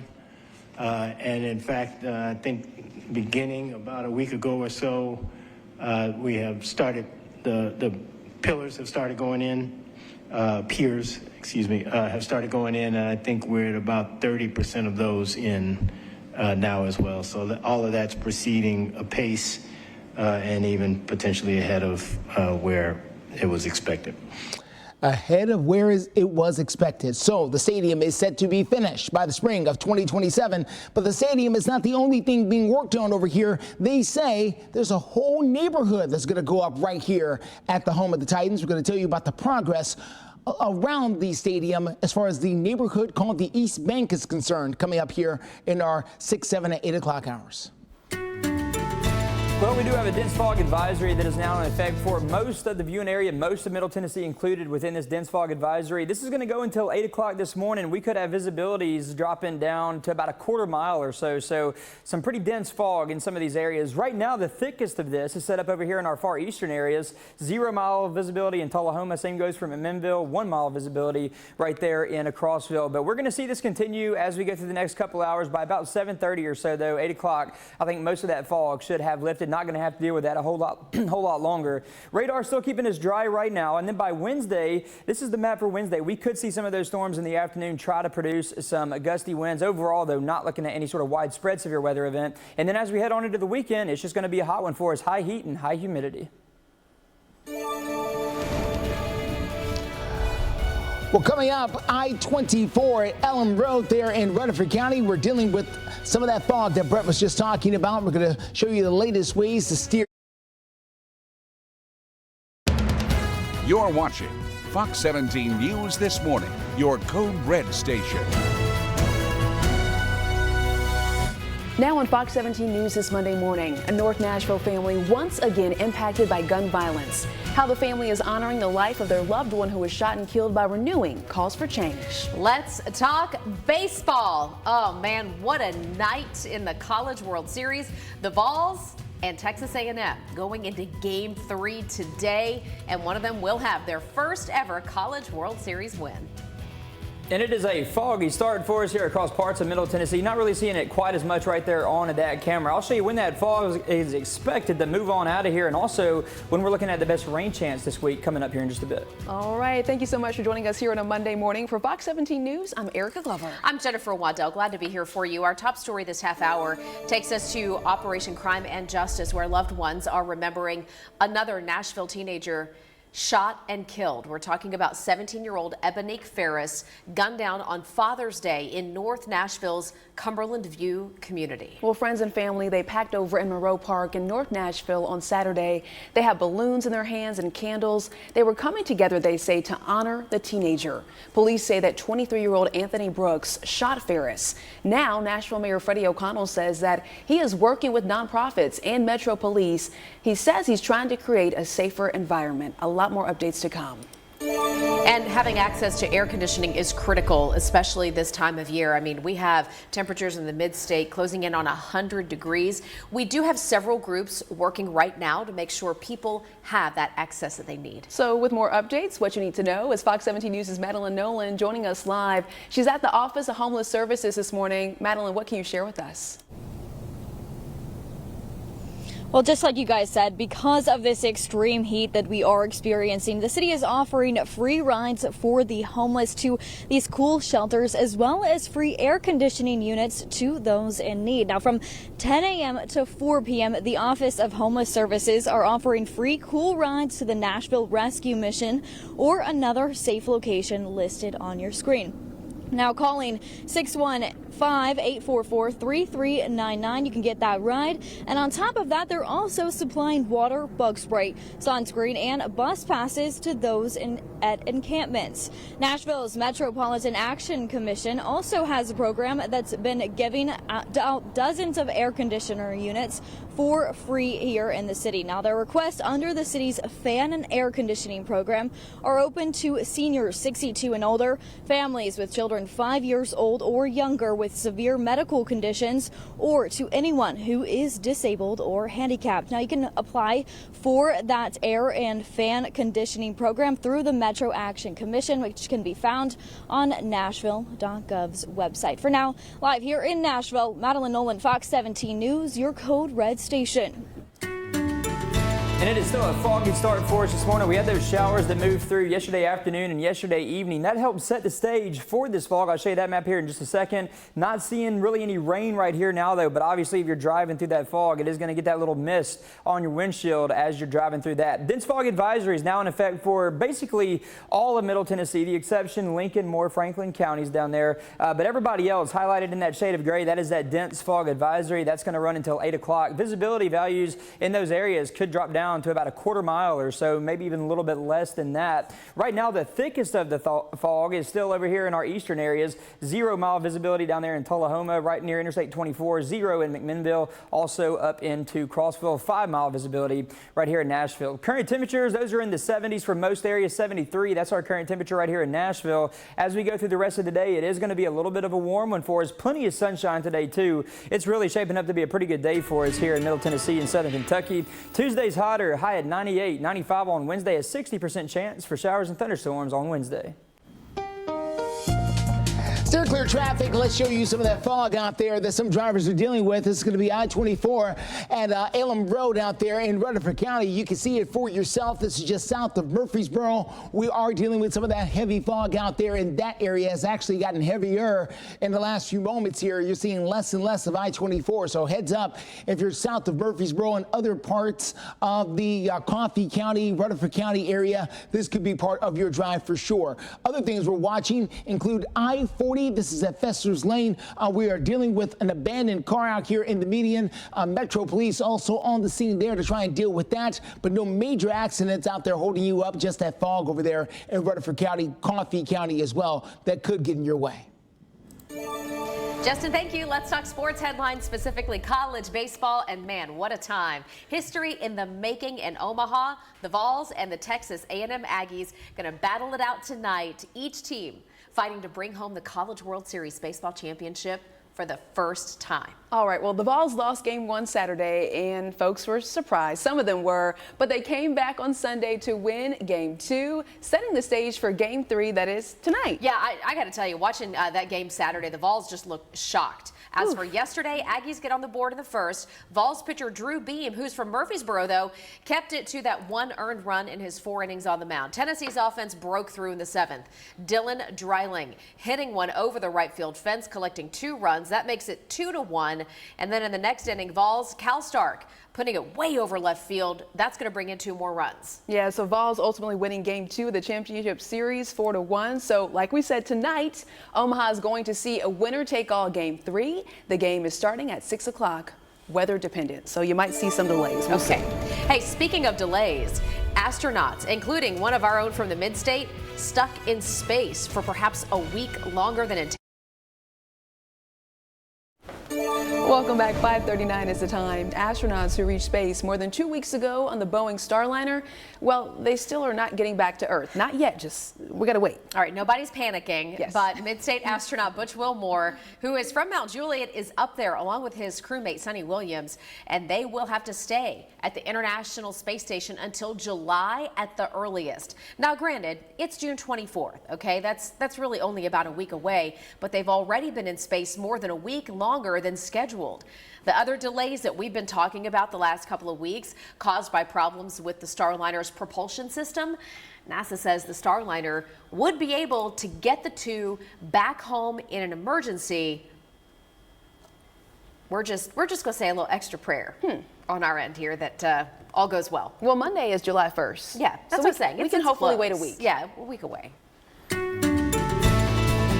And it is a foggy start out there, especially if you're over there in the more eastern areas around the plateau, seeing some very thick fog over there early this morning. We had the rain move through yesterday, and that kind of helped set the stage for that fog to develop early this morning, and that's exactly what we're seeing. And because of that thick fog, National Weather Service went ahead and issued that dense fog advisory. This is going to be for every one of our counties that's highlighted in that shade of gray, which is most of us. That's set to run until 8 o'clock this morning. I think most of that fog should have lifted, though, around 7:30 or so. So I don't think we're going to have to deal with it a whole lot longer, but while we are dealing with it, it is some thick fog, 0-mile visibility around Tullahoma. Same goes for McMinnville, Crossville area too. Cookeville seeing that thick fog, 5-mile visibility right here in Nashville, so not quite as bad as it is in areas out a little bit further to the west. Current temperatures, those are in the 70s for most areas. Here in Nashville, we're at 73, 70 in Gallatin. Same goes for Tullahoma. 68 McMinnville. The cooler spot right now is Crossville. Current temperature at 67 over there in Crossville. If you have any outdoor plans later on this afternoon, should be a pretty good one for you. Temperature is not too far off of normal, lower 90s for us by about 2 and 4 o'clock. And then later on this weekend, it'll just be hot with some fairly high humidity too. Steer clear traffic. Let's get you out to I-24 at Elm Road out there in Rutherford County. That's where we continue to follow heavy fog in that particular jurisdiction. And listen, it's continuing to get heavier since the last time we were with you about 5 minutes ago. We've got a heavy cloud moving through this particular area just south of Murfreesboro. So if you're waking up this morning, Christiana, Tullahoma, maybe down as far as Manchester, Coffee County into Rutherford County here, this is going to be part of your drive, and it's going to slow things down. Make sure to keep those lights on for visibility, not so you can see, but so other drivers can see you. President Biden and former President Trump getting ready to take the stage this Thursday for their debate. We'll tell you how they're taking different approaches. Welcome back. Live Golf making history in Nashville. The new league competing with the PGA Tour wrapping up its first tournament just yesterday. And this morning, a lot of the fans and the golfers, they're heading back home. Maybe some of them are still golfing, though. Fox 17 News reporter Johnny Maffey joining us live over at Nashville International Airport to check out the morning rush. Hey there. Good morning, guys. So that's right. It was a jam-packed weekend over in College Grove at the Grove. Live officials telling me more than 40,000 fans flocked to those fairways over the 3 days. And now, well, it's time for everyone to head out, which BNA is not used to. They're used to it. The security lines, we've seen worse, but let's check out these baggage claim lines over here. Pretty long for those that need to check in and check their bags. So if you are heading to BNA this morning and you haven't headed out the door yet, well, I definitely recommend that 2-hour rule, maybe more, if you do have the time to do that. But only a few delays so far, so things are looking smooth on that end. Let's head to the course now. Like I said, jam-packed weekend. Despite the hot temps, there was a sellout crowd on Saturday and Sunday, and with spirits high, well, Tyrrell Hatton was dropping it low on the scorecard by winning. He won by 6 strokes, and his Legion 13 team, that's one of the differences between the PGA and Live Golf. They have teams. Well, they got the victory as well. Hatton shot 19 under for his first win in more than 3 years. I tried not to get too far ahead of myself. Certainly with not winning for 3.5 years, you kind of naturally question if you can do it again. So I'm just proud of myself to be able to get through that and play the way I did. So certainly a great showing from Hatton over the weekend. Congratulations to him. You know, the champagne, when it gets in your eyes, it's always a good sign, a good feeling when that happens. It means he did something good. Now, his teammate John Rahm was also speaking his praises as well after the tournament. Live this morning at BNA, I'm Johnny Maffey, guys. We'll send it back to the studio. All right. Thank you so much, Johnny. Let's send it over to Brett. He's our Code Red meteorologist in for Greg all week, so we get you all morning, all week. Excited to be here as always. We love it, Brett. Always a good time with y'all. Are you tired? I'm a little tired, but that's all right. Ask him again on Thursday. Hopefully I'll be feeling a little bit better by then, but we'll see. Well, hey, everybody, this is what we're going to start things out with today. This is the big story for us, at least right now, and it's only going to stick around probably for a couple more hours or so. This runs until 8 o'clock this morning. This is that dense fog advisory. This was issued just shortly after 5 o'clock, so about 30 minutes ago or so. Most of our viewing area, every county that's highlighted in that shade of gray, that dense fog advisory going until 8 a.m. could see visibility values drop down to about a quarter mile or even less than that. Some areas with some very low visibility right now. 73 degrees right here in Nashville, and those clouds are going to start to clear on out of here, and that's going to leave us with plenty of sunshine later on this afternoon. Overall, it's just going to be a really good day for us. Radar still keeping us pretty dry, but if you are driving through that fog, obviously, you are going to get some of that mist on your windshield. But as far as any really rainfall, actual rainfall goes, not seeing any of that on the radar right now. As we go through the rest of the day, really just a similar story for us too. We're going to stay dry through the rest of this morning. This is 5 o'clock this afternoon. Plenty of sunshine for us throughout the afternoon hours, all dry too. And then we'll start out tomorrow morning with the dry conditions as well. Plenty of sun tomorrow morning early too. And then mostly sunny skies as we head through the rest of Tuesday. By 5 o'clock, we could see a few of these showers try to move into our western areas right there along the Tennessee River. And then more of that is going to drop down in from Kentucky as we head on into Wednesday. And Wednesday is going to be the best rain chance day that we get here in Middle Tennessee and Southern Kentucky. 60% chance for showers and storms.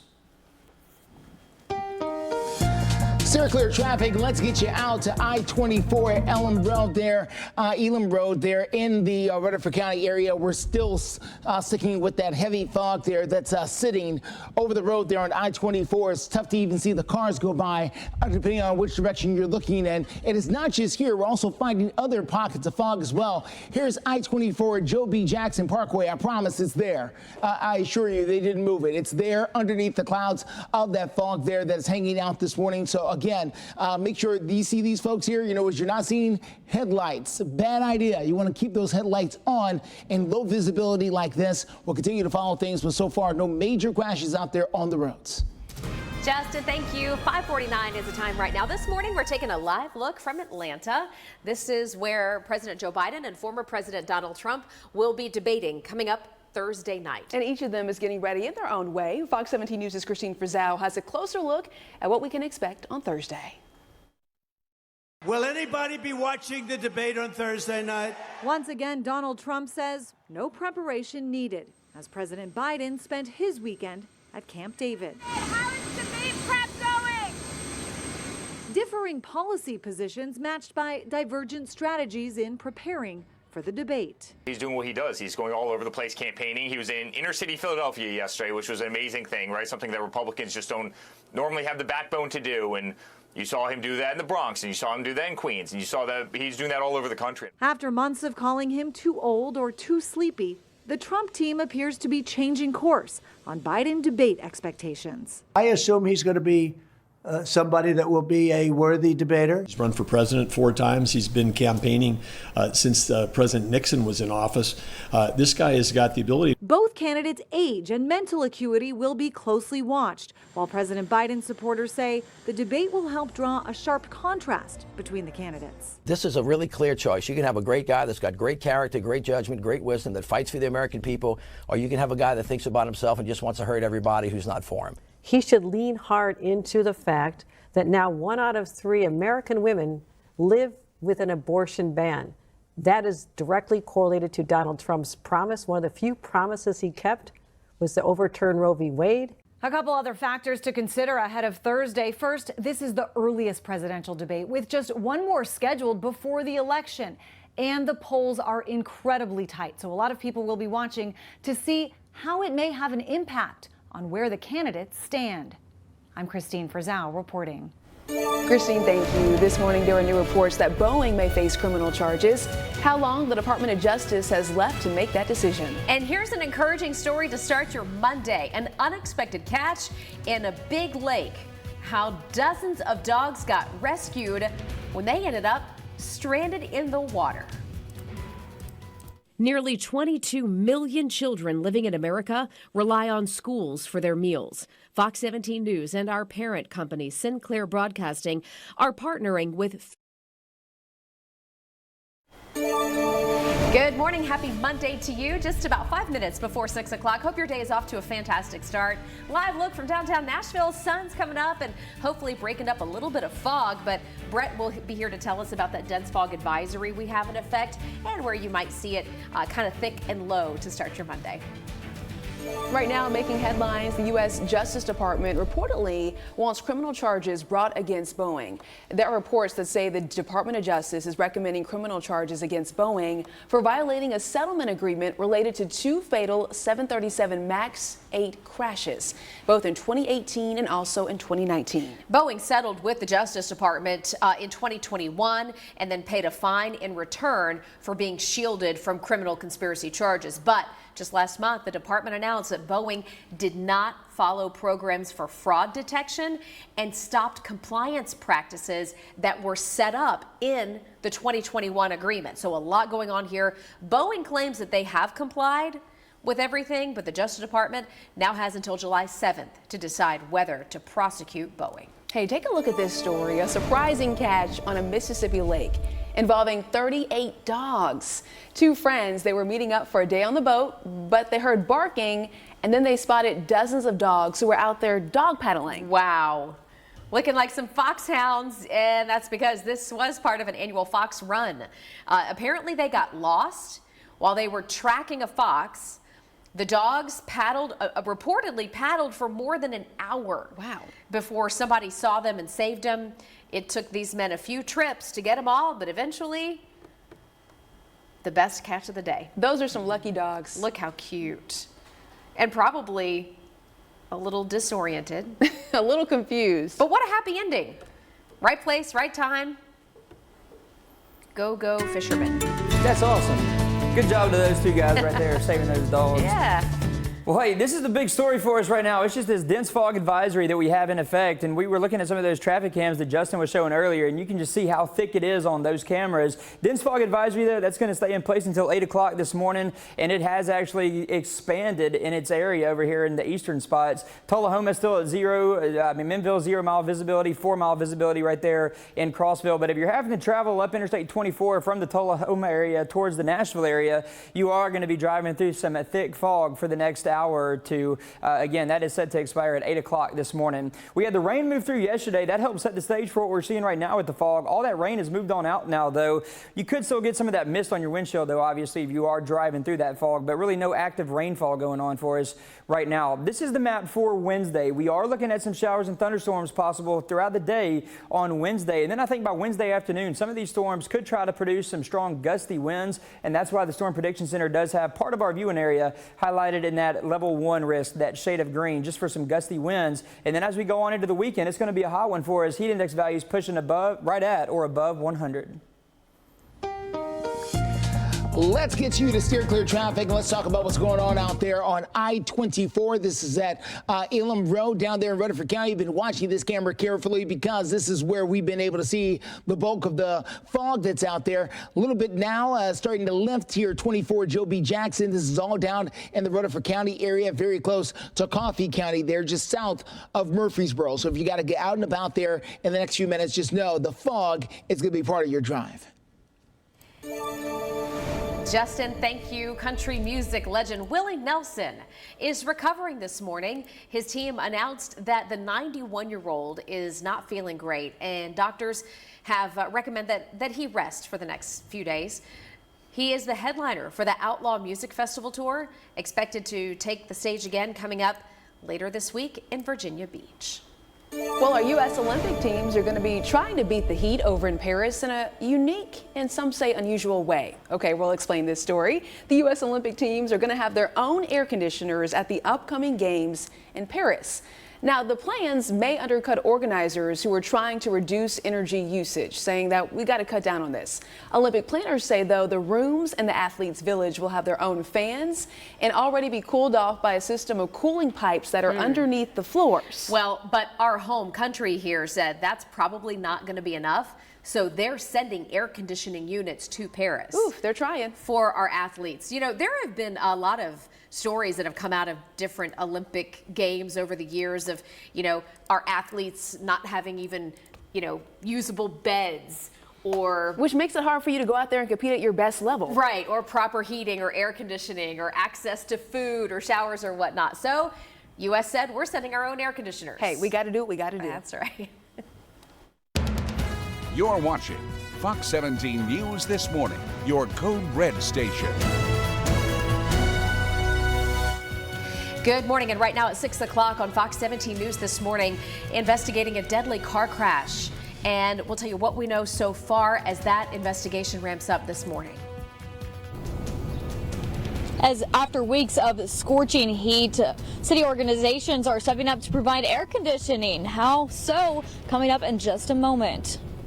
And we are off to a foggy start this morning. Later on this afternoon, it is going to get kind of warm too, highs in the lower 90s. Tomorrow looks hotter, and then Wednesday will be a better chance for rain. I'll have those details coming up for you on that here in just a bit. All right, Brett, thanks. And good morning to you. Thanks for joining us for Fox 17 News This Morning. I'm Jennifer Waddell. Happy Monday. I'm Erica Glover. We all know it was a hot weekend, right? Oh, yeah. Okay, so having access to air conditioning is critical during this heat wave, and now there are multiple city organizations making sure that families have access. Yeah, you know, Greg was telling us last week, on average, we get about 49 or 50 days a summer where we're in the 90s, even pushing 100. So we have a lot more heat still to come this summer. Fox 17 News reporter Madeline Nolan joining us live now to tell us who can take part in this initiative.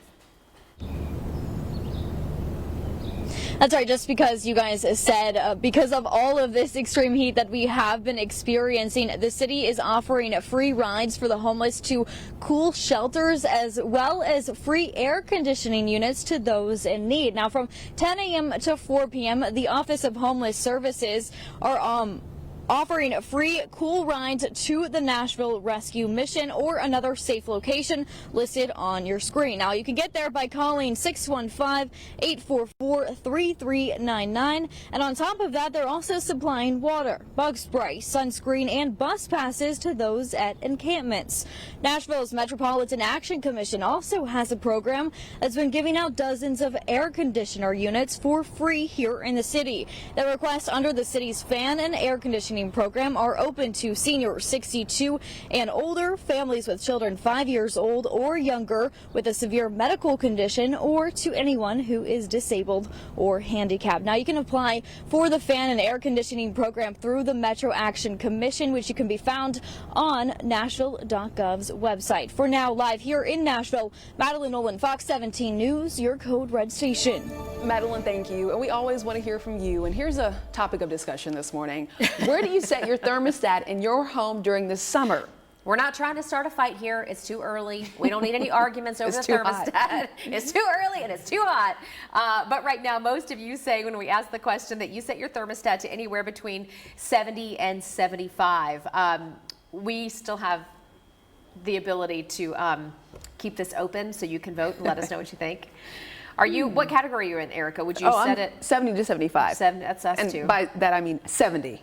Ours right now is set on 74. Really? Yeah. Okay. Much to my chagrin. I'd keep it at like 70, but everybody else claims they're freezing. Hey, let's check in now with our code red meteorologist, Brett Luna. Where do you set your thermostat? I'm a 65 to 70 type of guy. 65? Okay. I mean, if I'm not there, I turn it up a little bit, but I cannot sleep with it. If it is hot, I can't. Your bill has got to be high. Think about, it's got to be cold in there. Well, hey, we're going to look at radar real quick, too. Not seeing much anything on radar. We do have some of those showers and thunderstorms that are well south of us. We did have some of that move through our area yesterday afternoon and into the evening hours too. That cleared on out of here, but one thing it did do was set the stage for some of this fog to develop here. This is going to go until 8 a.m. This is a dense fog advisory in effect for most all of Middle Tennessee, and this is our current visibility map too. Still seeing some thick fog over here in the eastern areas, right there along Interstate 24 too. Also along parts of Interstate 40, the closer you get to the Cookeville area. 0 mile visibility in McMinnville. Same goes for Tullahoma. Temperatures right now, they're in the 70s for most areas. 73 right here in Nashville, 70 in Gallatin. It is 72. That's the current temperature over there in Lewisburg. As you go through the rest of the day, it is going to warm up. Not super bad for this time of year, but still be in the lower 90s. That is just a little bit above normal. 98 the high temperature on Tuesday. A 60% chance for showers and thunderstorms off and on through Wednesday. Steer clear traffic takes us out to Rutherford County, and not just Rutherford County, but really Coffee County, anywhere south and east of town this morning. That's where we're seeing the fog make its biggest impact. We can actually see there's fog other places, but this is the place where we can actually see it for ourselves out there on the road as you make that drive in from Rutherford County. So far, no major holdups out there. We're doing okay. Same can be said here at Joe B. Jackson, also doing well, but that fog is hanging with us and hanging pretty thick too. So please watch out for that as you come through Christiana into Tullahoma, places like that. We'll continue to let you know when it clears up. Justin, thank you. We have one person who has died, and authorities are investigating now after a crash in Humphreys County happening Saturday night on I-40 right near the Humphreys-Hickman County line. We do have some more photos to show you from the Humphreys County Sheriff's Office. We're showing those photos right here on your screen. At this time, though, we're still working to learn more about the severity of this crash. But the Sheriff's Office wrote a message over on Facebook, and I'm quoting here, "Thoughts and prayers to all of those impacted by the tragic incidents that occurred." We'll continue updating this story on fox17.com as more information becomes available. And we go to Sumner County this morning, following up on a story that we previously told you about involving a Gallatin City Councilwoman who quit her post after she says she was being bullied. Well, just a few weeks ago, Gallatin City Councilwoman Eileen George unexpectedly resigned from the council after accusing Councilman Pascal Jouvence and his supporters of bullying, forcing her to go ahead and step down. Looking ahead to Tuesday, the Gallatin Council is set to host a special meeting to vote on a replacement. And we have an update this morning on the construction for the brand new Nissan Stadium. We're going to tell you why city leaders say in some regards they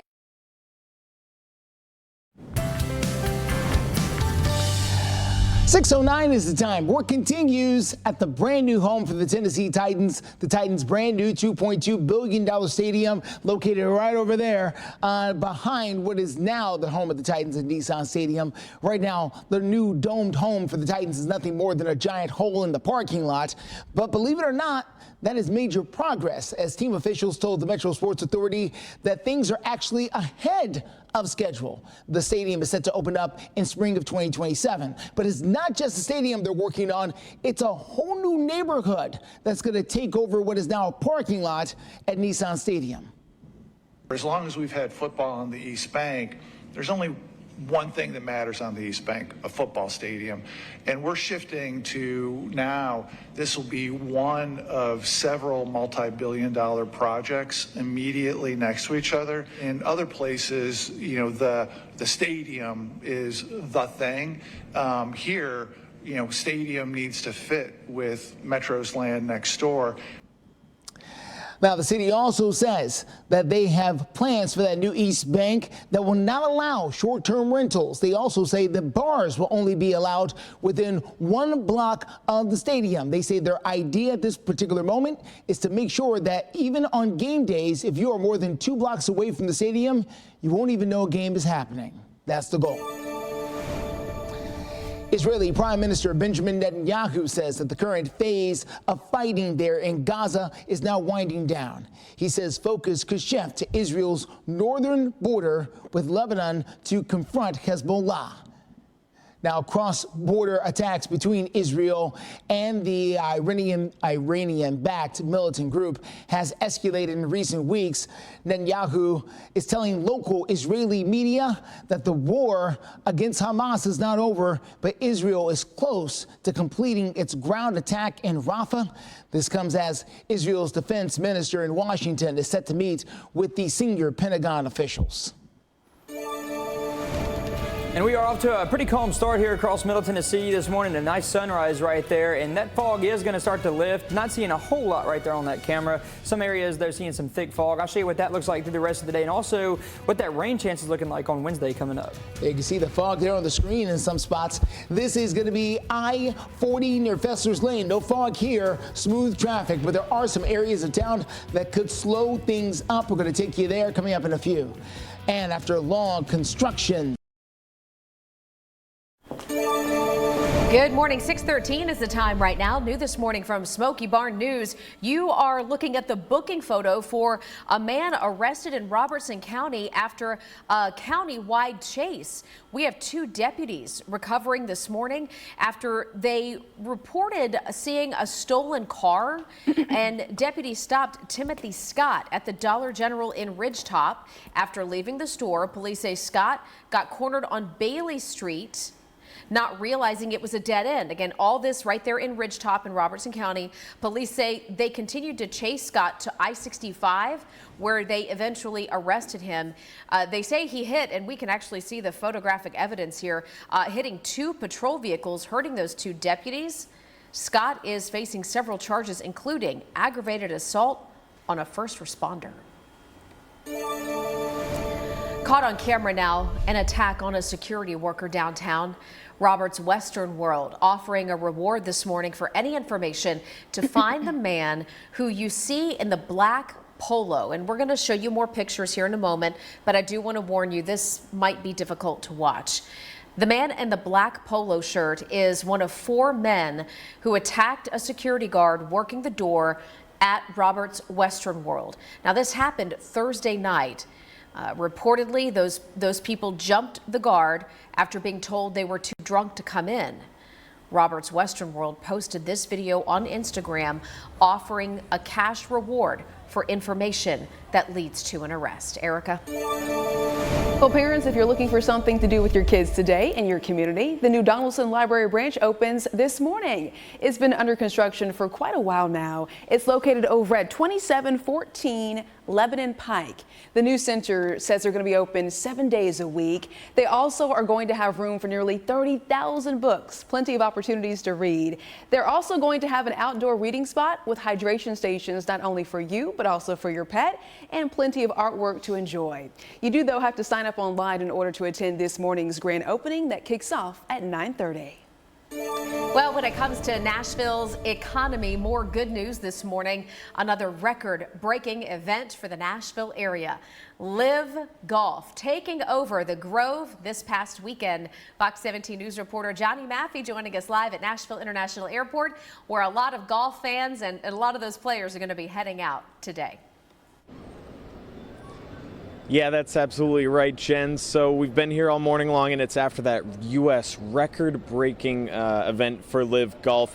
The officials are telling me tens of thousands of people came Friday, Saturday, Sunday. There are some sellouts as well. And so what does that mean? Well, we're here at BNA, and the security lines aren't too bad, but we'll walk over here.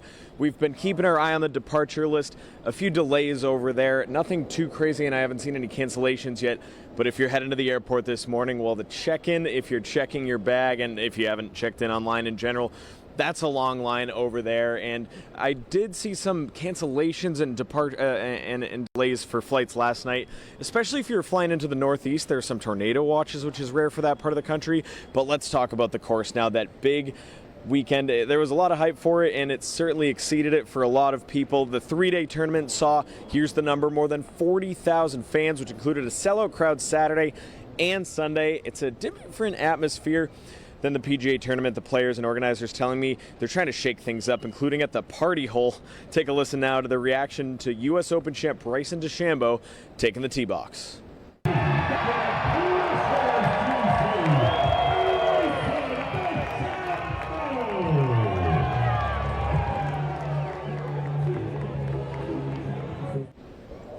So you can hear that roar for one of the fan favorites, Bryson DeChambeau. Now, he didn't get the win. He played well this weekend, but Tyrrell Hatton came out on top. He finished 19 under par. It was a 6-shot win he got, so it wasn't close by the end there. And we certainly have some of those highlights right on our website, fox17.com. Live this morning at BNA, I'm Johnny Maffey, Fox 17 News, your Code Red station. Johnny, thank you so much. 6:18 is the time after a very hot weekend. The high temperatures not going anywhere, right? They're sticking around? They're going to be sticking around with us for the next several days, but today shouldn't be too bad. Lower 90s, not too far off from normal. Yeah. Yeah. We'll take what we can get. Exactly, because tomorrow I think we're looking at about 98. So Woo! yeah, it's going to only get warmer as we head to the next several days. But we'll show you this first. This is kind of what we're all having to deal with, or at least some of us. Dense fog advisory that is in effect. National Weather Service issued this a little after 5 o'clock this morning. This is going to cover most of the viewing area. Every county that's highlighted there in that shade of gray under that dense fog advisory could be running into visibilities less than a quarter of a mile or so within some of those areas. And right now we're still seeing some of the thicker fog over here in our eastern area. 0 mile visibility in Tullahoma. Same goes for McMinnville. 4 mile visibility in Clarksville. 6 mile right here in Nashville. But if you're traveling up Interstate 24 right now, or even along Interstate 40, east of Interstate 65, you could be running into some of that patchy fog, some areas dense fog right now. And it's that rain that moved through yesterday that helped set the stage for that. Not seeing any of that right now. That has moved on out of here. And as we go through the rest of the day today, we should be off to a dry start to the morning, dry through the afternoon too. And then Tuesday morning, we're going to start it out dry, but Tuesday afternoon, we'll start to see some of those showers and storms move in closer to the Tennessee River. That's going to get more widespread through the rest of Wednesday. So about a 60% chance for showers and thunderstorms for us on Wednesday. Highs at 95, 91. That'll be one of the lowest days on Thursday. Clear, clear traffic out there for you this morning. Let's get to the very latest happening out there on I-24. We're going to show you a couple of sides of 24 here. Starting at 24 Joe B. Jackson, there is some of that fog that Brent's been talking about here throughout the morning. Starting to lift a little bit out there in the Murfreesboro area, just south of it anyway there along I-24. We're seeing less and less of it as the minutes tick on. Certainly good news. If you go about 20 miles from here, what fog are you talking about? What fog? I don't see no fog. This is I-24 Waldron Road. You make that drive through Laverne. So by the time you get from Murfreesboro all the way in through the Laverne and Smyrna area, the fog has completely dissipated and you're in much better shape. We're going to check in some other areas of town coming up in a few. Well, today marks 2 years since the Supreme Court overturned Roe v. Wade, and they're set to make some more potentially remarkable decisions, I should say. The anniversary comes as the High Court considers another abortion case. They could rule any day now on whether a federal law mandating emergency care can override a state ban on the procedure. We're going to be monitoring all decisions coming from the Supreme Court as they come down live through 9 o'clock. And this morning in national headlines, devastating flooding hitting parts of Iowa. According to Governor Kim Reynolds, some areas have had up to 15 inches of rain over just 2 days. In nearly every community impacted, rivers have crested several feet above record levels. Those record levels reported during the Great Flood of 1993. Wow. Listen in. Businesses are shuttered, main streets have been impacted, hospitals, nursing homes, and other care facilities were evacuated. Cities are without power, and some are without drinkable water. Well, the governor declared a disaster for more than 20 counties in Iowa and said that she does anticipate adding additional counties as the water continues moving downstream there. Getting your sports headlines here on a Monday morning, Nashville SC. With a milestone game for a recent addition to the Boys in Gold. We'll get you updated there. And the Sounds wrapping up their series against the Durham Bulls with a win. What's on their next schedule? A very good Monday morning to you. Gorgeous live look at that sun coming up here on a brand new day. New opportunity. 6:24 is the time, and right now we do have some breaking news updates this Monday morning. A professional lifeguard and surfer died after he was attacked by a shark while surfing off an island over in Hawaii. It was Sunday when this happened. Honolulu Emergency Services says that 49-year-old Tomeo Perry died in the attack around 1 p.m. Sunday. Now, Perry worked as a lifeguard on the North Shore area and began his career with the Ocean Safety Department all the way back in 2016. Perry was also, though, a well-known professional surfer. He also appeared in the 4th Pirates of the Caribbean movie, as well as some other movies as well. Sports headlines here to kick off your Monday. Nashville SC hosting New York City FC at Geodis Park Saturday night. Boys in Gold strike first. Sam Surridge in a corner, going to pass to Tyler Boyd, and the new winger gets his first major league goal with Nashville SC. Nashville took a 1-0 lead, and that's all they would need. They win. Up next, we get ready to host Lionel Messi and Inter Miami coming up Saturday. Party. All right, well, the Nashville Sounds in action over at First Horizon Park last night. They took on the Durham Bulls and they got the win 5-4 over the Bulls last night. Now the Sounds were trailing 4-3 in this game, but they were able to come up with 2 runs in the 8th to put them on top. With the Sounds win, they split the 6-game series with the Bulls. Next up, they'll face those Jumbo Shrimp of Jacksonville on the road starting tomorrow. The Jumbo Shrimp, one of my favorite mascots in all of minor league baseball. There's a lot of good ones out there. That one and the Trash Pandas. That's Trash fun Pandas, too. the Montgomery Biscuits. Hey, here's the weekend outlook for you this morning. And I know it's Monday, but it's never too early to start looking ahead to the weekend. It's going to be a hot one. The humidity is going to build. The heat index is going to be at 100+. And we do have the chance for some storms as we get into Saturday and Sunday. Our Code Red meteorologist Brett Luna is joining us this morning for the rest of the week. And he'll join us again in just a few minutes to get you more in-depth details. Well, let's talk about steer clear traffic as we're looking forward to hopefully clearing fog over the next few moments there, starting in places like I-24. This is 24 at Elam Road down there in Rutherford County, just south of Murfreesboro. The fog is hanging with us, even though it is starting to lift just a little bit, and you can see more and more of the road as the morning goes on. So good news there. Here's overall drive times right now. Mount Juliet in at 25 minutes. Murfreesboro just under an hour. Hendersonville 26 minutes down from the north side. Air conditioning might be critical during hot days this summer. So what are city organizations doing to help? I'll have more coming up in just a moment. Plus the Vols. You're watching Fox 17 News This Morning, your Code Red station. Now on Fox 17 News this Monday morning, the Vols and Texas A&M headed into Game 3. One of these teams will get their first College World Series win. And a live look from Nashville this morning, kicking off what's going to be another hot day. But listen, we're in the heat of it, the thick of it now. Summer in Middle Tennessee and Southern Kentucky. Sun reflecting off the buildings there already. We'll get a full in-depth look at your forecast in just a moment. Steer clear traffic I-40 at Fessler's Lane. It's clear traffic here, but there's some debris in the road on I-24. If it's still there in a few minutes, I'll give you a look of exactly where it is in Antioch. Thank you so much for joining us here on a Monday morning for Fox 17 News. I'm Erica Glover. I'm Jennifer Waddell. Let's get right to our top story this half hour. And, we were just talking about the heat and how it's here to stay, at least for the short term in the 7-day, but we know it's Middle Tennessee heat. It's going to continue. That's why having access to air conditioning is critical here in the mid-state during our heat waves. Fox 17 News' Madeline Nolan joining us out there live, talking about the organizations that are here to help when it comes to getting that AC. Good morning, Madeline. Good morning, and that's right. Because of this extreme heat that we've been experiencing, the city is offering free rides to homeless people to shelters to get some cool air conditioning, as well as free air conditioning units to those in need. Now, from 10 a.m. to 4 p.m., the Office of Homeless Services are offering free cool rides to the Nashville Rescue Mission or other safe locations listed on your screen. By calling 615-844-3399, you can get a ride. On top of that, though, they're also supplying water, bug spray, sunscreen, and bus passes to those at encampments. Nashville Metropolitan Action Commission also has a program that's been giving out dozens of air conditioner units for free here in the city.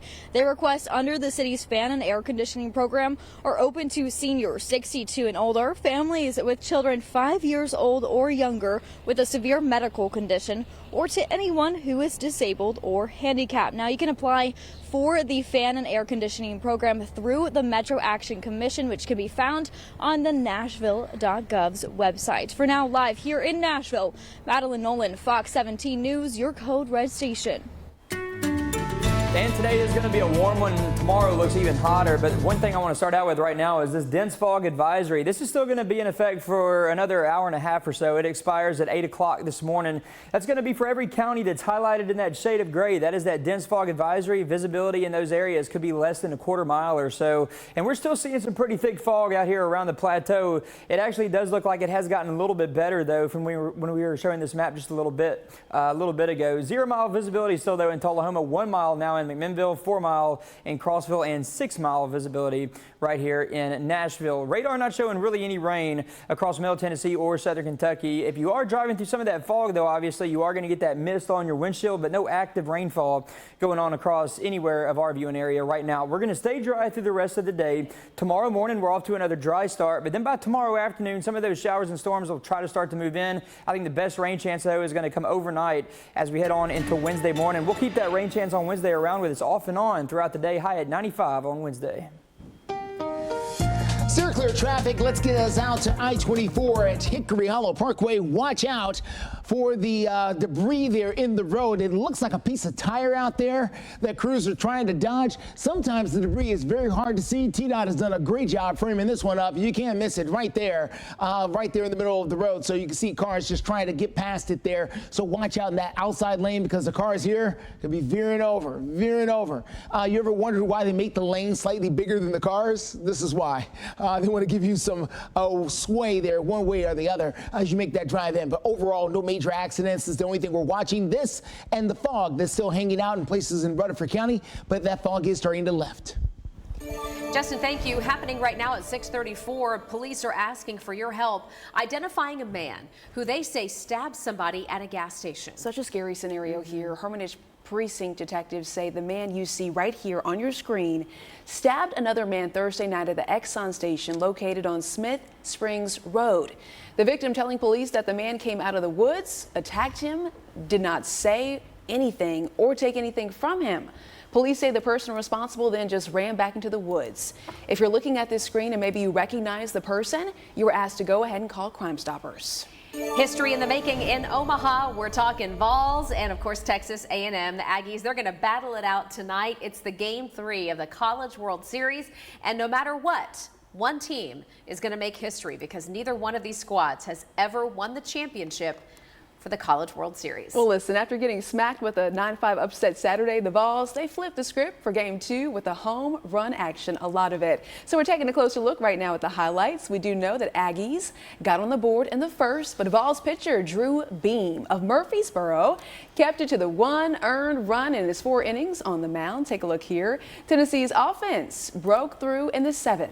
That is when Dylan Dreiling hit one right over the right field fence, collecting 2 runs, making it 2-1. Next inning, Vols' Cal Stark is going to put it away. That's over left field. That's going to score 2 more runs. Vols win Game 2 of the series, the final 4-1. Here's what Coach Vitello had to say about the road ahead. I just felt like we were more true to who we were today in pregame, in the dugout, during the game. And again, it's easy to say that because we end up doing okay on the scoreboard, but I'd rather go into battle with that group the way they showed up today and hope they do the same tomorrow. All right, well, tonight Omaha will see a winner-take-all Game 3. It's set for 6 p.m. And like you said, Jen, no matter who wins, a first-time national champion will be crowned. But if it's the Vols, then I think we'll be extra happy. All right, GBO. Still to come here on Fox 17 News this morning, a real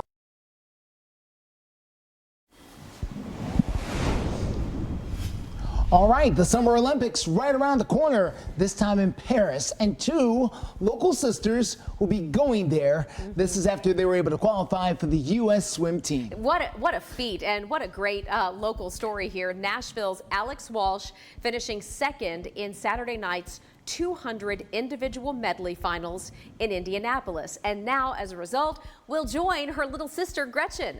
Gretchen already qualified for the U.S. team, finishing 2nd in the 50-meter freestyle. She had already set a world record in the 200-meter butterfly semifinals before winning the trials. Gretchen will now also be competing.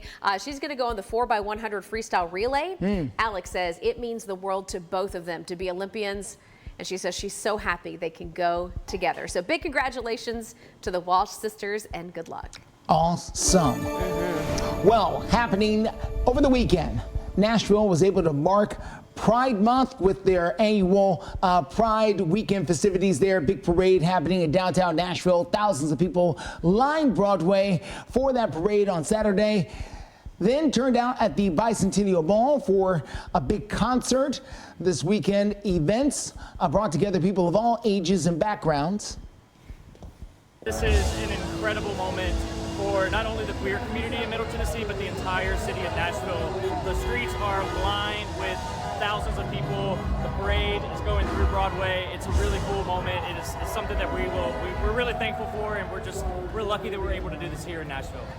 Big crowd down there. Organizers say last year they had 125,000 people attend the Pride weekend events. They were hoping for a bigger crowd this year. Haven't heard exact numbers as of yet. 6:40 is the time right now. Let's check in with our Code Red meteorologist, Brent Luna, who's got his eyes on the week ahead and the heat that's brewing up. It is going to be a hot one for us, Jen, especially tomorrow. Today's going to be kind of close to normal. Tomorrow, though, we are going to go well above normal for this time of year. And one thing that we're watching right now, not really any rain, but some fog. Dense fog advisory is still in effect. These are going to go until 8 o'clock this morning. Every county that's highlighted in that shade of gray right there is under that dense fog advisory. Visibility in some of those spots could drop down to a quarter mile or less. It is starting to improve, though, since when we've been showing this map over the past couple hours or so. Tullahoma, though, still very low visibility right there. 0 mile visibility in Tullahoma.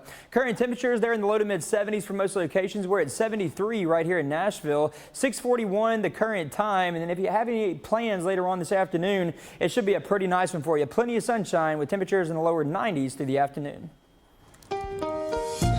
Steer clear traffic this morning. Let's get you to I-24 Hickory Hollow Parkway. We continue to follow some debris out there on the road. Looks like a piece of tire that has come off of a truck or something and is out there in the middle of the road. So you can get by. It is not causing significant delays, just slight ones there. And this is just congestion. What you're looking at here, the slowdown, is not because of this piece of tire in the road. This is just congestion in general as you come through the Antioch area. So heads up on that.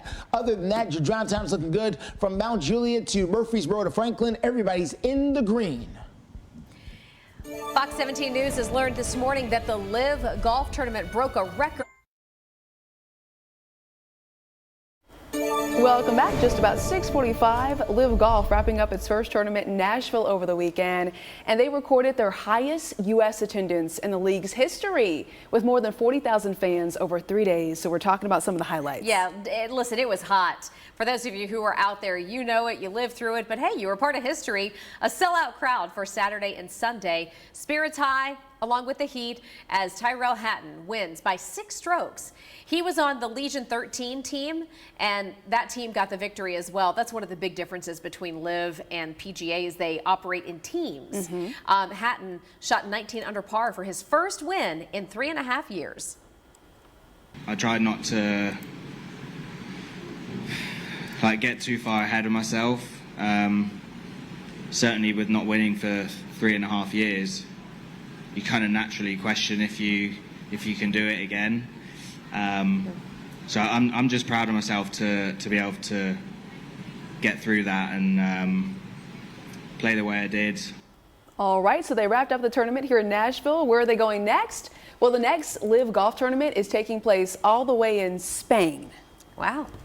Okay, good luck, have fun. And I guess maybe we'll see you back here next year, Liv. Sounds like. I think so. We've got a good setup here. Hey, floodwaters across the Midwest forcing a lot of people to evacuate over the weekend. In case you missed it, take a look at some of the flooding video that's coming to us from places like South Dakota, Minnesota, and Iowa. The National Weather Service reporting the Great Lakes region got 8 times more than the average rainfall, and more rain is expected this week. An emergency was declared over in South Dakota following this severe flooding. Officials there say at least 1 person died. Iowa state officials also declared a disaster for nearly 21 counties. Now back here at home, we're going to be experiencing some hot temperatures. I think one day this week is going to be close to 100 degrees. Yeah, we actually have a couple of those. Tomorrow could be pretty close, and then later on in the week, on to the start of the weekend too. So it's just going to be hot any way you slice it for these next several days. And right now, we're also going to be talking about a little bit of fog out there too.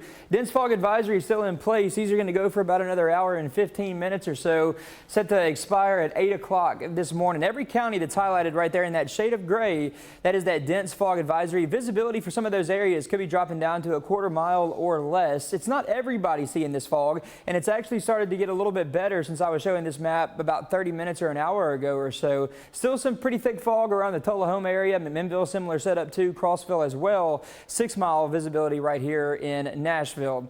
As far as any rain goes, not seeing any of that on the radar, but obviously if you are driving through any of that fog, you are going to get some of that mist on your windshield, but no really active falling rain right now. As we go through the rest of this morning, it's going to stay all dry. The rest of today, we should be staying dry too. Future track not able to pick up on any rainfall going on. Early tomorrow morning, this is Tuesday morning, 7 o'clock, off to a dry and sunny start. But then by 5 o'clock, so later in the afternoon, we could start to see some of those showers begin to move into our western area, so along the Tennessee River. And then more of that is going to drop down late Tuesday night into early Wednesday morning. And then we'll keep the chance for those off and on scattered showers and thunderstorms around with us as we go through the rest of the day on Wednesday. Some of those could bring some heavy rainfall. Some of those also could bring some gusty winds. 98 our high on Tuesday, 95 on Wednesday, but then as we hit the end of the week on into the weekend, we're back to the upper 90s. 98 Friday, 99 on Saturday. Weather Window, presented by the National Weather Desk. This rolling thunder shower moved across the Providence River in Rhode Island Friday afternoon, dumping sheets of rain along its path. This darling young deer seems to be having a good old time in the San Antonio heat, splashing in this rain bucket. And these playful pooches also having fun in the water. They're challenged to catch as much water in their little mouths with every leap and angle. For more content like this, like the National Weather Desk on Facebook. There clear traffic out there for you this morning. We are following a crash that seems to have some injuries. This is going to be on I-24 Bradley Parkway. This is going to be north of downtown here. We've got the Nashville Fire Department on scene there with at least one car that is up against this wall here. Crews have gathered here in this corner. Unsure exactly how many people may be hurt with this, but at least one lane is shut down there on the north and east side of town until they can get more help in this direction.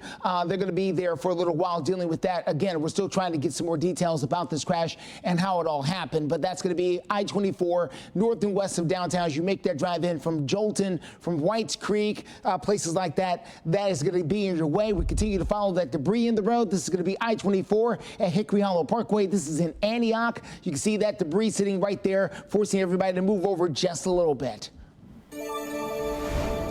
In health news, according to the National Institutes of Health, nearly 800,000 people right here in the U.S. suffer from a stroke every single year. Yeah, and that's why researchers right now are working to create an app that could tell quickly if someone is actually experiencing a stroke. As you might have heard it said before, yes, looks like there's going to be an app for that. Here's Fox News' Jonathan Siri. An international team of biomedical engineers has developed a smartphone app that may help first responders detect stroke in just seconds. Which can be conveyed to the hospital, to the emergency ward, so that even before the patient has been transferred to the ambulance and before they reach the hospital is prepared. Professor Dinesh Kumar of RMIT University in Australia collaborated with colleagues at São Paulo State University in Brazil to test the ability of artificial intelligence to diagnose stroke. It looks for asymmetrical face muscle movements when patients are asked to smile into the smartphone camera. Their peer-reviewed study found the app to be 82% effective in detecting stroke. Emory University neurologist Fatih Nihaub says brain damage from stroke happens very fast if not recognized and treated quickly. Time lost is brain lost because in some studies we see that upwards of 2 million brain cells are lost every minute when somebody's having a stroke. Developers say they're eager to partner with healthcare providers in the U.S. and around the world to tailor the app to specific needs. They say it is not a replacement for comprehensive tests for stroke patients in hospitals, but can guide the actions of first responders when time is of the essence.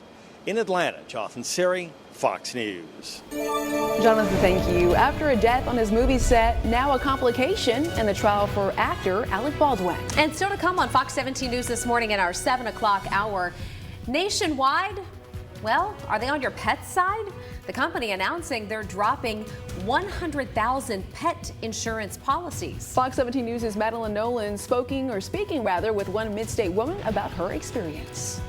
Nearly 22 million children living in America rely on schools for their meals. Fox 17 News and our parent company, Sinclair Broadcasting, are...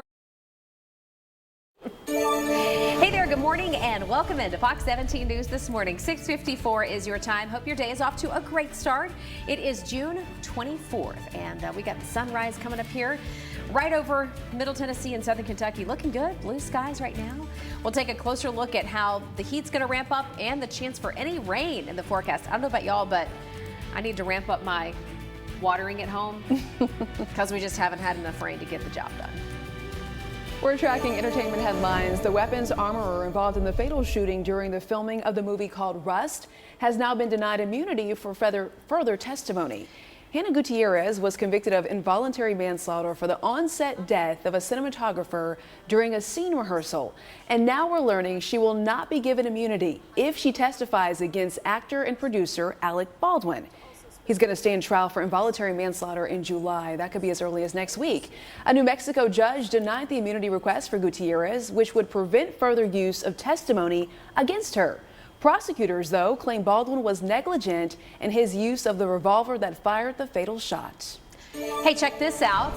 The Cincinnati Zoo is welcoming a new cheetah cub, which is fitting right in with some other babies. That is so cute. They adopted it here from Oregon. Zoo staff members say they have introduced the new cub with other cubs and it's going well. The mama is also doing great, raising the new baby here, just like the rest of her cubs. They look so cute when they're babies. You almost forget that, you know, they're dangerous animals. Oh, don't mess with mama. Oh, that is so cute. Okay, good stuff. It's hard to compete with that, but Brett Luna, go ahead and talk about some weather. Yeah, Erica, the main thing for us right now is just a little bit of fog out there still, but the heat is going to be the story as we head through the rest of this week. There will be a couple of days, though, where it's not quite as bad. Some of those days, though, we are pushing pretty close to the triple digits. Dense fog advisory is still in effect for most areas here in Middle Tennessee. As for everybody highlighted in that shade of gray, that's going to go until 8 o'clock, so about another hour left on that dense fog advisory, but it's still we're starting to see a little bit of progress with that fog lifting, not looking quite as bad as it was about an hour and a half ago or so, though. Around Tullahoma, though, still some pretty low visibility right there along Interstate 24. As far as radar goes, not seeing any rain right now. Wednesday, though, this is the map for Wednesday, not today. This is Wednesday's severe weather outlook. Not expecting really any widespread severe weather for us on Wednesday, but we could get a couple of those storms that try to produce some strong gusty winds. Just that kind of typical summertime in the south type of storm for us Wednesday afternoon. As we head on into this weekend, humidity is going to start to increase. Heat index values are going to go to the around 100 or maybe even slightly above that. Brett, thank you very much. Steer clear traffic time right now, and things have not been too terribly bad this morning, but we do want to bring your attention to this crash, I-24 at Briley Parkway. This is north of downtown. So the traffic that you see coming toward you is all the traffic coming into Nashville from Clarksville, Jolton, and Springfield. This crash is right where I-24 splits to go off to Briley Parkway or to continue on to I-65 going into downtown. It is causing a backup. I would say this morning, if you are waking up in Jolton or Springfield or Clarksville, you could come the back roads into Nashville. That could be Whites Creek Pike. That way you don't get stuck in the backup. Good news is we've got first responders on the scene, but could definitely add a few extra minutes to your commute. We'll get another check of steer clear traffic in just a few minutes. But talking about driving, if you're interested in showing off some new off-road moves in a Ford Bronco, now's your chance, and you could be doing that right here in Middle Tennessee. All right, they're opening a new off-road driving adventure school in Tennessee this fall. This is about an hour south of Knoxville. They're calling it the Bronco Off-Road EO. You can get lessons on how to take your Bronco off-roading. This is the 5th school of its kind across the country. There's one in Vegas, one in Moab, Utah. There's one somewhere up in New Hampshire. There's another one in Texas. This looks like a lot of fun. East Tennessee, going to be the place to do this fall. Well, the U.S. Olympic teams are getting some much needed support through air conditioning. Yes, as they head to the Paris Olympics. I mean, it's hot and they need some air conditioning, rightfully so. So the U.S. Olympics teams, they are going to have their own air conditioners that they're going to bring with them at the upcoming games in Paris.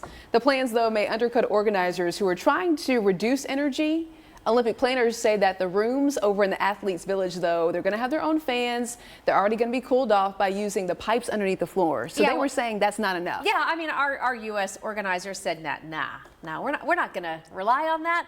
We're bringing our own cold air. It sounds like a couple of other nations will do the same thing when they show up to Paris for the Summer Olympics. Australia, Italy, Germany, Canada, Britain, also planning to do the same thing. You got to be cooled off to do your best. Sometimes you got to make your own. Stay with us. Our 7 o'clock hour is starting right now. You're watching Fox 17 News This Morning, your Code Red station.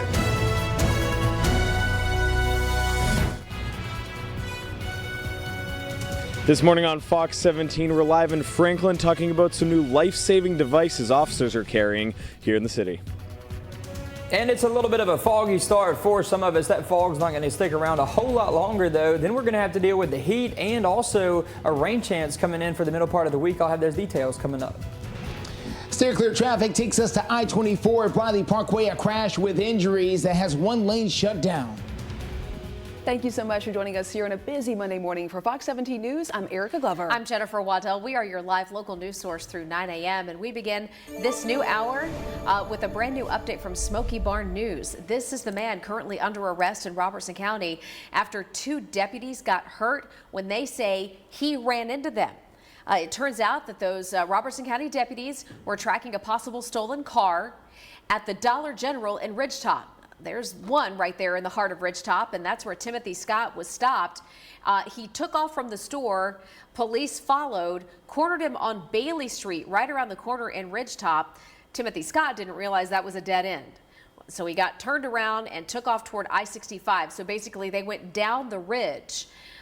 Deputies did arrest him, but they say he hit 2 of their patrol vehicles, injuring 2 deputies.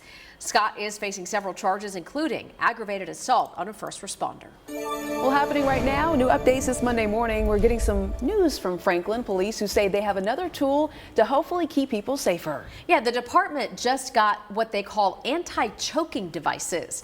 Let's send it out right now to Fox 17 News reporter Johnny Maffey, who is live in Franklin, to tell us what led up to this decision.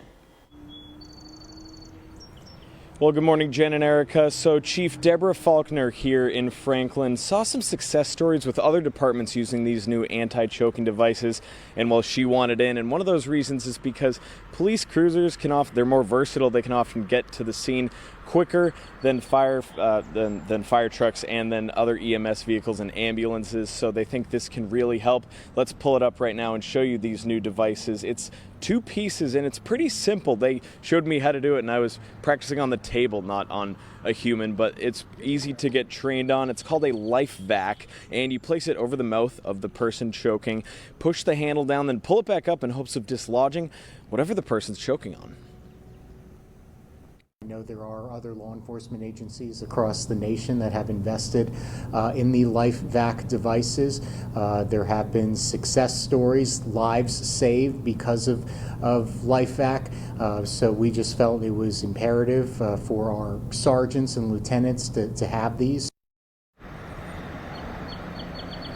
Now, Max Winnitz, who you just heard from with the Franklin Police Department, says he recommends it to other departments as well as restaurants. I mean, that's a big place where people can choke, and also even families. And we'll talk more about those recommendations as well as some other statistics involving choking coming up at 7:30 right here on Fox 17.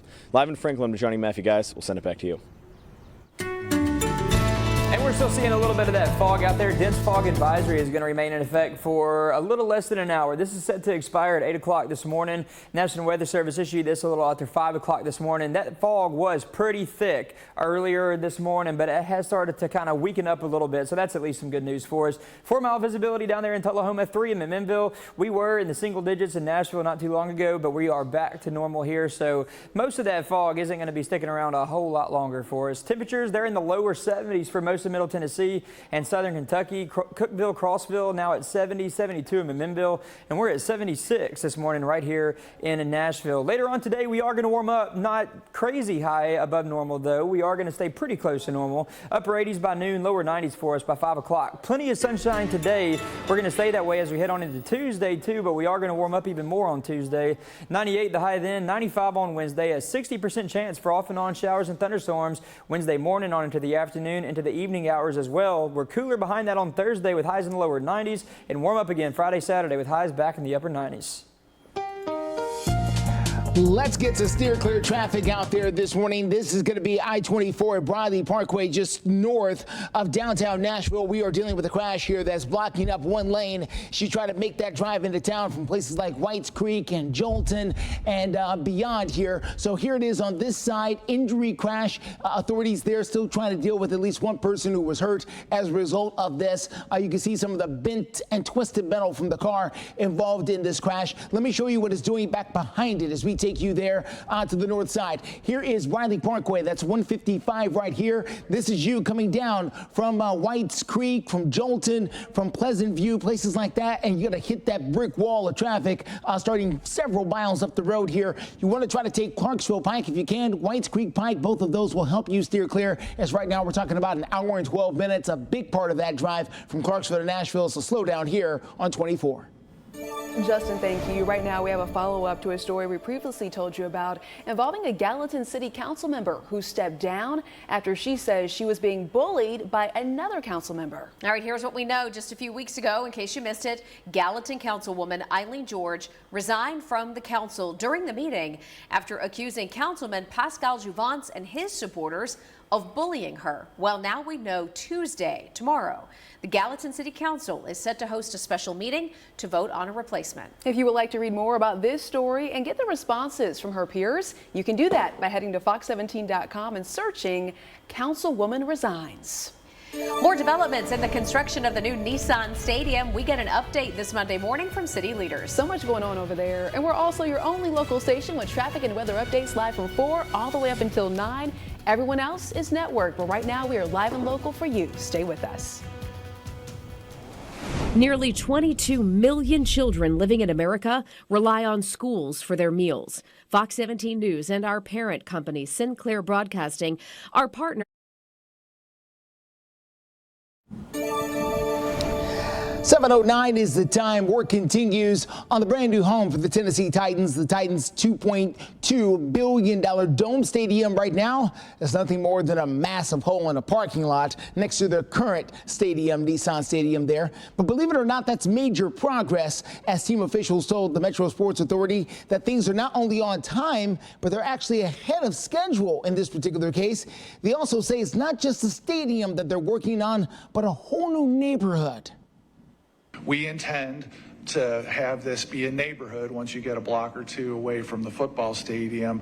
And the Titans have been great in working with us and the planning department in Fallon to make it so we get everything we need for the football stadium, but surrounded by an actual neighborhood with actual Nashvillians in it.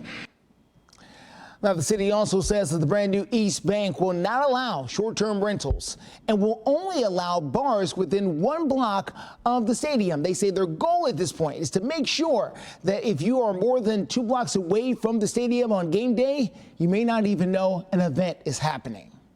Well, the Tennessee Volunteers came through in a win or season over game against Texas A&M in the College World Series. Now, after being down most of the game there in Omaha, it was a couple of home runs for the Volunteers that got things going. You're going to watch the big home run in the beginning there for Texas A&M. That'll put them on the board 1-0 at that point. But then later on, Dylan Dyling as well as Kyle Stark both get big home runs for the Volunteers as they're able to go up 4-1. You're watching some of the strikeouts there as the Volunteers defense really turned things up. And then you're going to watch the home runs ping right here.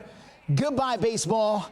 there in Omaha. Then next up, you're going to see Cal Star go yard here for the Volunteers as they're able to get the big win over Texas A&M, 4-1. The final score there for Tennessee as they set up for the third and final game coming up tonight in the College World Series. First pitch set for 6 p.m. from Omaha, Nebraska. Well, happening today, the brand new Donaldson branch of the Nashville Public Library is going to be having their opening day celebrations, and that includes a performance from the puppet truck as Aerosol Fables, as well as the Afro-Latin drums, as well as a dance, and a lot of time with the Nashville Symphony as well. They're even going to have the Irish Step Dancers. All of this taking place starting at 9:30 this morning over there at the library on Lebanon Pike. So you can go out there and enjoy some of the things taking place out there for a big community there in Donaldson. And we're still just looking at a little bit of patchy fog out there right now. That is getting a whole lot better, though. I'll show you how hot we're going to get today, what's the hottest day of the week, and also when you see that best rain chance coming up in just a bit. Steer clear traffic at I-24 at Briley Parkway. This is just north of downtown. Crash with injuries has one lane shut down. We'll tell you the best ways to steer clear. Also coming up, we've got a live look from the Central. 7:14 is the time, and right now we're showing you a live look from the Supreme Court. It has been 2 years since the overturning of Roe versus Wade, and now more big decisions could come from the Supreme Court this week. Also, they're going to have some decisions involving former President Donald Trump.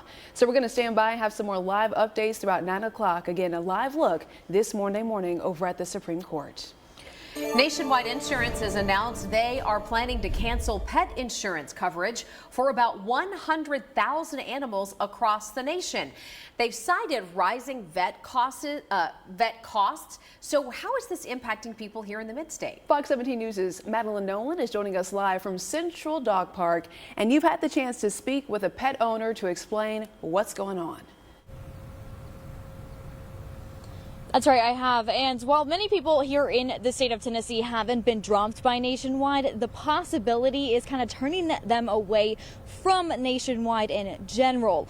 Now, meet Brooklyn, a 6-year-old Doberman pinscher. Her owner, Betty Krejci, out of Knoxville, runs a famous Doberman Facebook page with more than 50,000 members and 400,000 followers. But after more and more people began notifying her of the Nationwide pet plan issue, she began to realize that it's not just going to go away, and more pets will lose coverage between now and next summer.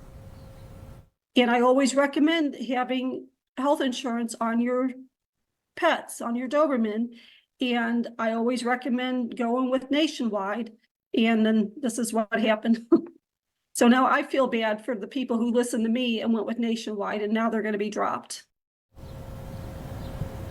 Krejci canceled her insurance with Nationwide last week, saying that she didn't want to wait for them to drop her, given that she called them and she was told that they would not cancel her policy midterm and would give her a 30-day notice before they do. But she also said that it would have been harder for Brooklyn to get insurance next summer because she'll be turning 7. So like many people from across the country, Krejci feels as if this is yet another inflation issue, and it's driven again by those high veterinarian costs. However, she said that she thought that she was doing right by her dog by getting her insurance in the first place and being better safe than sorry. But in the meantime, she says that she never even met her $500 deductible. We'll have more on this story coming up in the next half hour. But for now, live here in Nashville, Madeline Nolan, Fox 17 News, your Code Red station.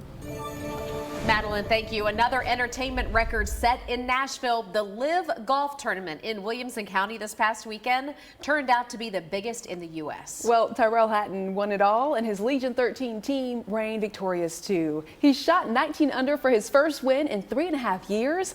And while this is the league's first year in Nashville, you just heard Jen, it brought the highest record attendance in the U.S. so far, despite how hot it was. Man, oh man. I mean, you know, near triple-digit temperatures. They had a little bit of a delay because of lightning from some storms. But the heat is what brought us to today's question of the morning. We were curious. And listen, we're not We're not trying to start an argument over the thermostat here. We're just curious. Inquiring minds want to know, where do you set your thermostat during the summer in the house? Do you set it 75 plus, between 70 and 75, 65 to 70, or that 60 to 65 range? Right now, most of you say 70 to 75. That's pretty much the vibe here in studio. I think, Brett, you might be the outlier. I am. I like it like 65 to 70 maybe. I love the heat outside, but when it's inside, my stomach starts hurting if I get too hot. Really? I just feel weird if I get too hot. I don't like it. My whole family complains if I keep it too cold. So I'm the Keep it outlier too at cold. home. I saw a post on social media that when you leave your house, to set it near 80. Yeah. Near 80. Well, ours right now is set at 74. Wow. Much to my chagrin. Yeah. But that's okay. I set mine a little bit up when I leave, but I feel like it's got to do more work if it goes to 80. I don't know. I'm no air conditioning expert, but anyways, we're going to get to talking about this fog real quick too, because this is what we've been seeing over the past several hours. We've had this dense fog advisory that's been up. This is going to go until 8 o'clock this morning, but overall, this fog is going to continue to lift as we go through the next little bit, and I think most areas are still seeing some really good clearing going on right now too. Just some low visibility over here around the plateau, 4-mile visibility in Tullahoma, 3 in McMinnville. That is a whole lot better than where we were earlier. We did have some very thick fog out that direction earlier today. Radar not showing us any sort of rainfall going on. It is all dry right now. No rain falling right now. We're going to stay dry as we go through the rest of the morning hours. Moving on into the afternoon, we are dry again for the afternoon. And then early tomorrow morning, we're going to be off to a dry start. But a little bit later on in the day, we will start to see a few showers try to make their way into our western areas right there along the Tennessee River. More of that continues to drop down south as we head on into very early Wednesday morning. And we're going to keep that rain chance around with us off and on throughout Wednesday morning. That's going to carry on over into Wednesday afternoon as well. Some of those storms in the afternoon could produce some heavy rainfall. Maybe a few of those produce some gusty winds, but no widespread severe weather expected for us on Wednesday. That's the best rain chance that we get for the next several days. Temperatures drop back down Thursday to the lower 90s, up again to the upper 90s though Friday, Saturday. Steer clear traffic out there for you on this Monday morning. Let's get to I-24 Broadley Parkway. That's where we are dealing with a crash north of town. A tow truck has arrived. This crash at one point had injuries involved with it. The ambulance has come and gone. The fire department has come and gone, but it is still causing some backups back behind it here. You want to try to take Clarksville Pike, Whites Creek Pike. It's the best way to steer clear, as this is north and east of town right before you get to Briley. We are still dealing with a slowdown here at 24 Fessler's Lane. A couple of cars here on the shoulder. T-Dot is there trying to deal with that. It is causing a small disruption there. And we're also still dealing with this debris on the road. I-24 Hickory Hollow Parkway in Antioch. Watch out for the what looks like a piece of tire sitting out there that is causing people to scooch over there as you make that drive through Antioch. Coming up, welcome back to Fox 17 News this morning. Time is 7:24. Continuing coverage of the shooting death of a 17-year-old in North Nashville. Her loved ones are now expressing their grief and their outrage over losing yet another young life to teen gun violence right here in Nashville. Erica takes a closer look. We all need to know that we have lost a child. That's all that matters to me. We have lost a child. Overwhelming feelings of frustration and sadness from Clemmy Greenlee. She's a mom who's dedicated her life to showing up for other grieving moms. My son was murdered in 2003. My nephew last murder in my family was 2014. Why in the hell am I sitting here in 2024 talking about another murder? Police say the Father's Day shooting in North Nashville's Cumberland View community involved 23-year-old Anthony Brooks fatally shooting Ebonique Ferris. The teenager was her niece. Gun violence is never going to have a solution, but it can have a reduction. This year alone, Greenlee says she has attended at least 10 funerals for gun violence victims. Saturday afternoon's ceremony for her teenage niece is now another painful memory. How can we do better about the murder of all of these kids? She says the solution does not come from more talking points from local and state lawmakers. Instead, she wants to see North Nashville's abandoned properties turned into community centers for families desperately needing more resources. So I want the juvenile court to bring their programs out here to the community. Another law is not going to stop this. And that was Erica taking a closer look there. If you want to read more about our reporting on teen crime, you can head to fox17.com. For now, let's get a check on your forecast. Brent Luna in for Greg this week with a look at how hot it's going to be today. Today's going to be a pretty warm one for us, just a little bit above normal. I think tomorrow is going to be the hottest day, and then more heat on the way for later on in the week into the start of the weekend. We have been dealing with some of this dense fog throughout most of the morning. That is starting to get a whole lot better, though, and it's improving very quickly, too. So that dense fog advisory in effect for another 35 minutes or so until 8 o'clock. Kind of low visibilities over here, but these are also a lot better than where we were earlier. Tullahoma had 4-mile visibility, 2-mile visibility in McMinnville, and Crossville has bumped up to 10, so has Nashville. So all good for most of us now regarding that fog. As far as any rain goes, not seeing any of that right now. This map is for Wednesday. We could see a few strong storms try to develop. This will be Wednesday afternoon mainly. A few of those just kind of your regular old summertime storms. They can produce some strong winds. Also could bring us some heavy rainfall with some of those stronger storms as well. Not looking at any sort of widespread severe weather event, though, for us on Wednesday. Saturday is going to be a hot one, upper 90s. Sunday, we're in the mid-90s. The humidity is going to start to go back up, too. Heat index values will be pushing over 100 for the weekend. Steer clear traffic this morning at 7:27. A quick look here where we are getting rid of a lot of problems we had earlier in the morning. 24 Bradley Parkway. We're looking at a lot better now. We got that crash that had injuries out of the way. Had 2 cars on the shoulder of the road here. 40 at Fessler's. That one is gone too. And we had debris on the road. 24 Hickory Hollow Parkway. That one has been cleared as well. So a lot of progress made over the last few moments to clear. You're watching Fox 17 News This Morning, your Code Red station.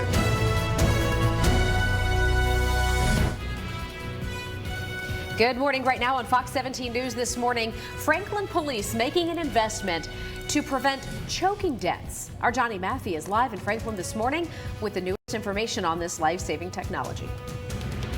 Temperatures right now not too bad. It is going to get hotter, though, as we head through the rest of the day. Also, not seeing much fog at all on that camera. That has started to lift. I'll show you what the rest of today looks like and when we see that better rain chance coming up here, too, this week in just a bit. I-24 at Hickory Hollow Parkway. Things are rolling along much better now that they got some of that debris out of the road. We're going to tell you about your latest drive times coming up in a few. Well, good news there. And thank you so much for waking up with us here on a Monday morning. For Fox 17 News, I'm Erica Glover. I'm Jennifer Waddell. We are your live local news source through 9 a.m. And we begin this half hour with a story that is developing coming to us from Metro Police. They're asking for help identifying a man who they say stabbed somebody at a gas station. Such a scary story. And Hermitage Police Precinct detectives say that the man you see right here in this photograph stabbed another man Thursday night at the Exxon station located over on Smith Springs Road. Well, they say the person responsible came out of the woods and began stabbing the victim in the head and neck. Gruesome. The victim telling police that the person responsible did not say anything to him or take anything from him. Police say, though, the person ran back into the woods. If you're looking at this photograph and maybe you have some information or you recognize the person responsible, you were asked to go ahead and give Crime Stoppers a call. Also new this morning, Fox 17 News has learned that one person has now died after this crash in Humphreys County over the weekend. Happened on I-40 Saturday night, right near the Humphreys-Hickman County line. The Humphreys County Sheriff's Office providing these pictures here to Fox 17 News. So many agencies responding here. We even had air evacuation teams. As we continue to learn more about the crash, we will keep you updated both right here on air and online at fox17.com. When someone's choking, it can be so scary and something a lot of people aren't prepared for, which is why one local agency, they have some new equipment to try and save lives. All right, doing good in our communities here. Fox 17 News reporter Johnny Maffey joining us live from the Franklin Police Department, where these officers now have another tool in their cruisers. Yeah, it's absolutely right, Jen. So they hope to never have to use these tools ideally, but with the NIH and some of their studies pointing to around 70 kids a year just under 10 years old dying from choking, well, officers here at the Franklin Police Department want to make sure they are prepared. So let's show you these devices right now. It's a 2-piece setup and it's pretty simple when you look at it as we're showing you right now. It's 3 steps. Information Officer Max Winnitz tells us: push, place, and pull. You want to put the device on the person's mouth who's choking, and then after that you're going to want to then push the handle down and pull it back up in hopes of dislodging whatever the person is choking on. And it is an alternative to the Heimlich. Now, I asked Wentz if he recommends this to other departments and even places like restaurants, and he says he does, saying families can have one around as well. But if 911 gets called, well, sergeants and lieutenants with the department are trained and ready. Obviously, public safety, the number one concern, the number one job that we have here as a police department. And our officers in years past have encountered individuals choking. Like I said, we hope to not have to use these, but it is really a benefit to have them, and it's great to be prepared in case. And a big part of what led up to them buying a couple dozen of these choking devices, again, they're in the sergeant's cars and the lieutenant's cars for now, is, well, they saw success stories with other departments of this truly saving lives. Live this morning in Franklin, I'm Johnny Maffey for Fox 17 News, your Code Red station. And we've been off to a pretty good start. We had to deal with a little bit of fog earlier this morning. Not really seeing a whole lot of that right now. Also, the rain that moved through yesterday, that cleared out overnight, and we're really not seeing much at all of that right now. If we're seeing anything, at best, just a very light mist, and that is about it. But really all dry for us right now, and we're going to stay that way through the rest of the day. Dense fog advisory is still set to go until 8 a.m. for all of our counties that are highlighted in that shade of gray. But really, these fog conditions are improving a lot, especially from what we were seeing earlier this morning. Visibility keeps on going up, so that's good news. 10-mile visibility right here in Nashville, so all clear from any of that patchy fog right here in Nashville. Current temperatures, they're in the 70s for most areas. We're at 76 in Nashville, lower 70s, Cookeville, Crossville, McMinnville, 71 in Murfreesboro, 76 right now up in Clarksville. As we go throughout the rest of the day, it is going to heat up, but it's not going to go way above normal, just maybe a couple of degrees or so. 88 by noon, 91 your temperature by 5 o'clock. And then as we head on into Tuesday, 98. That's going to be the hottest day that we see here, mostly sunny and dry. And then on Wednesday, we have a 60% chance for some of those showers and thunderstorms, high at 95. Then Thursday, we cool off a little bit, 91 then, and then we're back to the upper 90s Friday and Saturday. Steer clear traffic. Let's get you to I-24 at Shelby Avenue. This is in downtown Nashville. We've got a disabled tractor trailer on the shoulder, and that is causing some slow ups there as TDOT is on the scene blocking the outside lane there. The good news is it's on the shoulder, so it is causing minimum delays, even though this outside lane is also being blocked there as you approach that exit, or actually this is going to be the on-ramp. As you approach the on-ramp or getting on to 24 itself is where the slowdown is going to be. You want to give yourself an extra few minutes to fight through this. Don't get off. It's just going to cause you more heartache and pain, I promise you. Then keep going there. This is Vietnam. That's a Gallatin Pike in Sumner County. Light to moderate traffic rolling in there on that roll from Sumner County. We'll continue to watch the roads here for you. Justin, thank you. The 18th annual Music City Hot Chicken Festival is back. We're going to share the details on the very spicy occasion. Things could get spicy Thursday on the debate stage. Taking a live look. All right, everyone, the debate is going on right now in our studio about hot chicken. So let's bring you on in. The 2024 Music City Hot Chicken Festival is returning yet again. It's happening on the 4th of July over at East Park. Attendees can expect cold beer. You got to have the cold beer with the hot chicken, and maybe some milk, perhaps, would be better served. Isn't that how they do it at Prince's? Yes, that's how they should do it anywhere. Yeah. Cold beer, live music, and of course, all the hot chicken you can get your tongue on there. All right, let's take a look at some of Nashville's favorite hot chicken eateries. All right, so we were just mentioning Prince's. Yeah, the original. Prince's, Hattie B's, Chicken Shack Express. Don't know about them. Hadn't even heard of that one. No. Party Fowl, of course. Party Fowl's been around. Hertz Hot Chicken. Not sure about them. I was telling everybody in studio, my favorite hot chicken, and granted, I don't try a lot. I'm not a connoisseur. Neither am I. I don't sample them, but my favorite was at the Sounds Ballpark. Okay. They have like hot chicken and waffle fries. Okay. Really good. Well, see, okay. What about Eugene's? Have you heard of Eugene's? Never heard of them. Eugene's, Nashville's chicken and waffles, Mama Joy's hot chicken, and then something called Slow Burn, okay? And listen, the names are creative. I'll give you guys that much. What about Helen's? Helen's hot chicken. I mean, listen. It's all over now. Brent, do you have a hot chicken of choice or something for the people this morning on the hot chicken? I mean, I love hot stuff and I love fried chicken. I love Hattie B's. I know people call me a tourist and everything, but I think Hattie B's is fantastic. Nothing wrong with that. I know, not at all. That's some good stuff. Anything fried there's going to be good, especially fried chicken, and hotter the better too.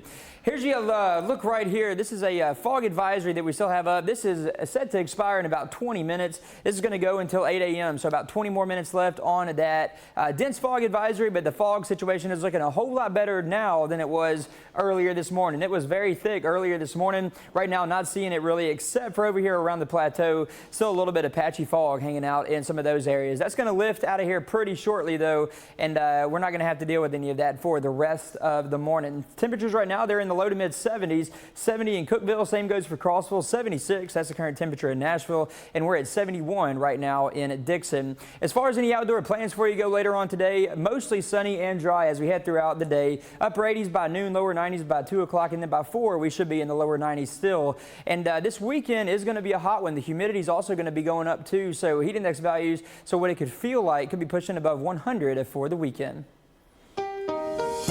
Steer clear traffic this morning. We need to tell you about this disabled tractor trailer that has caused a bit of a problem in downtown Nashville. This is going to be I-24 at Shelby.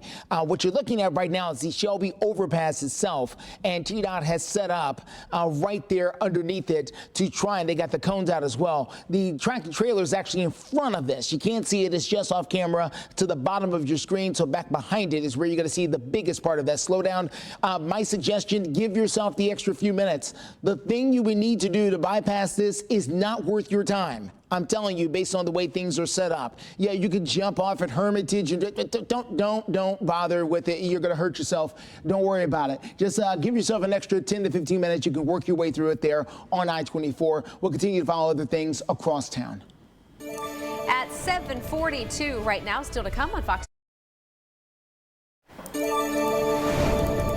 Good morning. Welcome back to Fox 17 News this morning, taking a live look from Baltimore, where we wanted to let you know as we look at this live, the Dolly container ship is getting ready to leave the port. Now, we first told you Friday that about half of the crew members that have been stuck on this thing for months are set to go back to their home countries, but we understand that that is part of an agreement that they will come back if or when needed to testify about what happened when that ship ran into the Francis Scott Key Bridge. So just a quick update for you there, live here on Fox 17 News this morning. And closer to home and new this Monday morning, 2 people are facing serious charges after Metro Police say their babies tested positive for cocaine.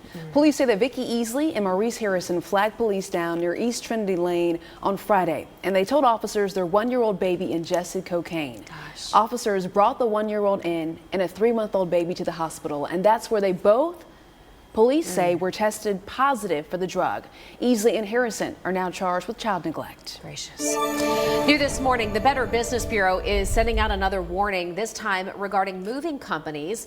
The BBB says over the last year, more than 5,000 complaints have been filed about moving companies. Right now, Fox 17 News' Peyton Muse joining us live in studio with more on their warning call. Good morning, Peyton. Yeah, good morning. So spring through summer is peak time for moving. Think school's out, the weather is nice, all the more reason to pack up and move. And during this time, the BBB says there's a higher chance of movers attempting to rip people off. So far, the BBB says it's received 26 complaints in Tennessee alone, and this can happen in different ways. The Better Business Bureau says do not pay the full amount up front. People will get a quote, they'll pay a deposit, and the movers don't show up, or you get a quote. The company takes the number of boxes or items you have, and the movers will try and slap on additional fees. They'll say you have more boxes than what was originally quoted, or you exceeded the weight, and the BBB says usually the added fee is more expensive per pound, and sometimes that's doubling the original price if you refuse. Some of the crooks will hold your belongings hostage until the rest is paid. Them offering all these things to you, saying, hey, we offer the best prices, we have the best workers, we can get all this done for you in a day. You know, they're offering things that are not realistic. And we always say, right, if it's too good to be true, it's always too good to be true. And the BBB wants you to do your research and always pay with a credit card because the chances of getting your money back is higher. The credit card company will dispute the charges. In studio, Peyton Muse, Fox 17 News, your Code Red station. All right, Kate, thank you. 7:47 is your time right now. Brett is in all week for Greg, and we are so glad to have you here. Well, I appreciate it. It's good to be here with y'all. All right, so you're a big outdoors guy. I like the outdoors. Are you doing anything this week, or are you going to kind of chill in the heat? You know, I'm just going to kind of chill. I just think going to the pool is going to be nice. Yeah. Just get some sun. I love the sun. I think Get the you sun's some vitamin great. D. Get some good vitamin D. So that's my. Do y'all have any plans? Yeah, I'm staying inside. You're staying inside. I'm not going to roast by the pool. Wow. Okay. So no pool days for you. What about you, Jen?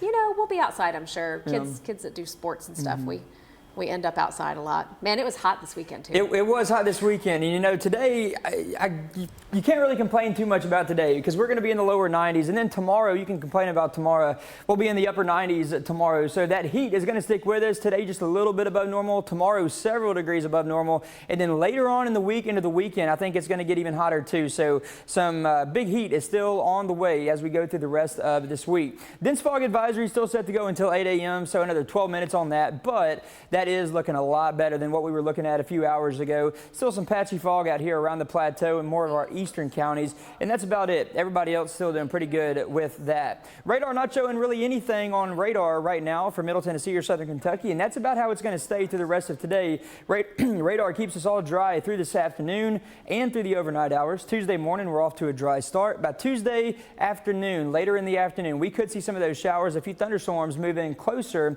to the Tennessee River, and then more of that drops down further south, giving us a better chance for some showers and thunderstorms as we head on into Wednesday morning. And that rain chance is going to stick around with us off and on Wednesday morning throughout the day into the afternoon hours, and then even into Wednesday evening as well. A couple of those storms may try to get strong, produce some gusty winds, but not expecting any sort of widespread severe weather event on Wednesday. Temperatures today, upper 80s by noon, lower 90s for us by 5 o'clock. We're going to stay sunny and dry as we go through the day. Tuesday, we're at 98. That's going to be the hottest day. 95 on Wednesday, a better chance for showers and thunderstorms on Wednesday, down to 91 on Thursday, but then Friday, Saturday, we'll have high temperatures back in the upper 90s.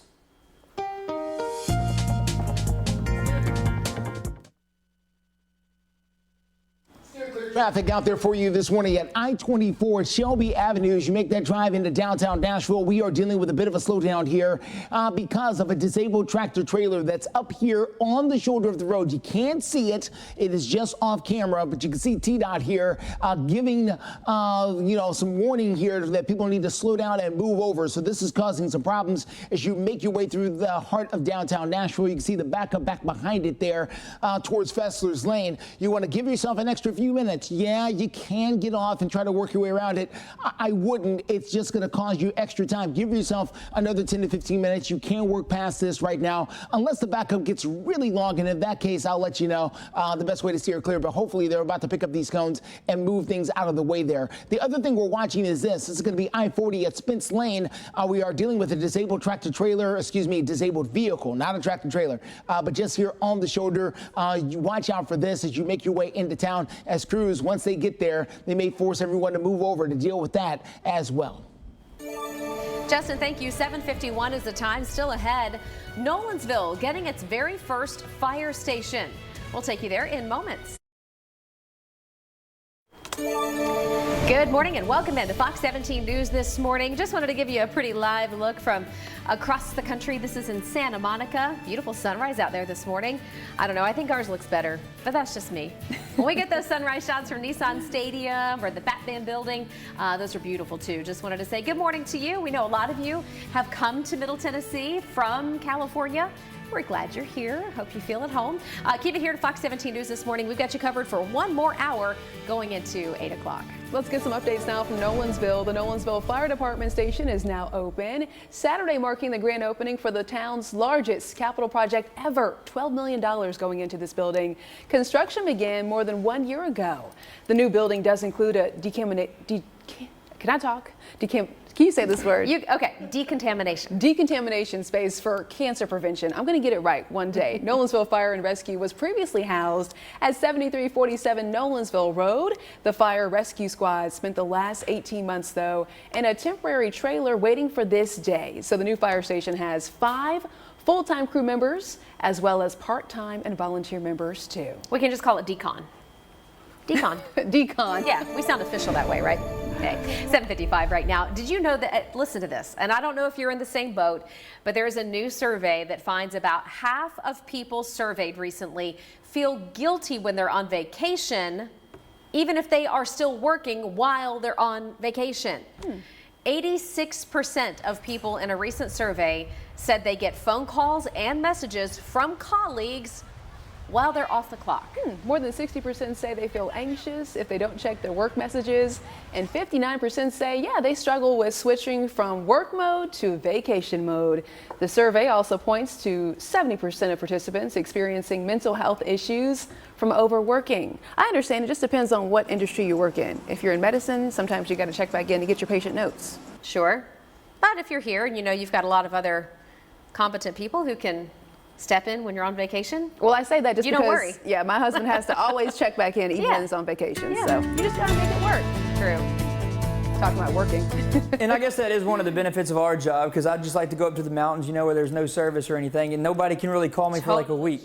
I know, so it's like I can't even answer the phone, but those are always good times. But hey, we did have that fog sticking around here early this morning. It was a lot worse than it is now. This fog advisory set to go until 8 a.m. So that dense fog advisory is just about up. It is 7:56 right now. That expires at 8. The fog situation does look a whole lot better than it was this morning. Just now, that little bit of patchy fog right there along the plateau, and that is about it. 10-mile visibility here in Nashville now, so much better here too. We had those showers move through yesterday. Those moved in and out fairly quickly.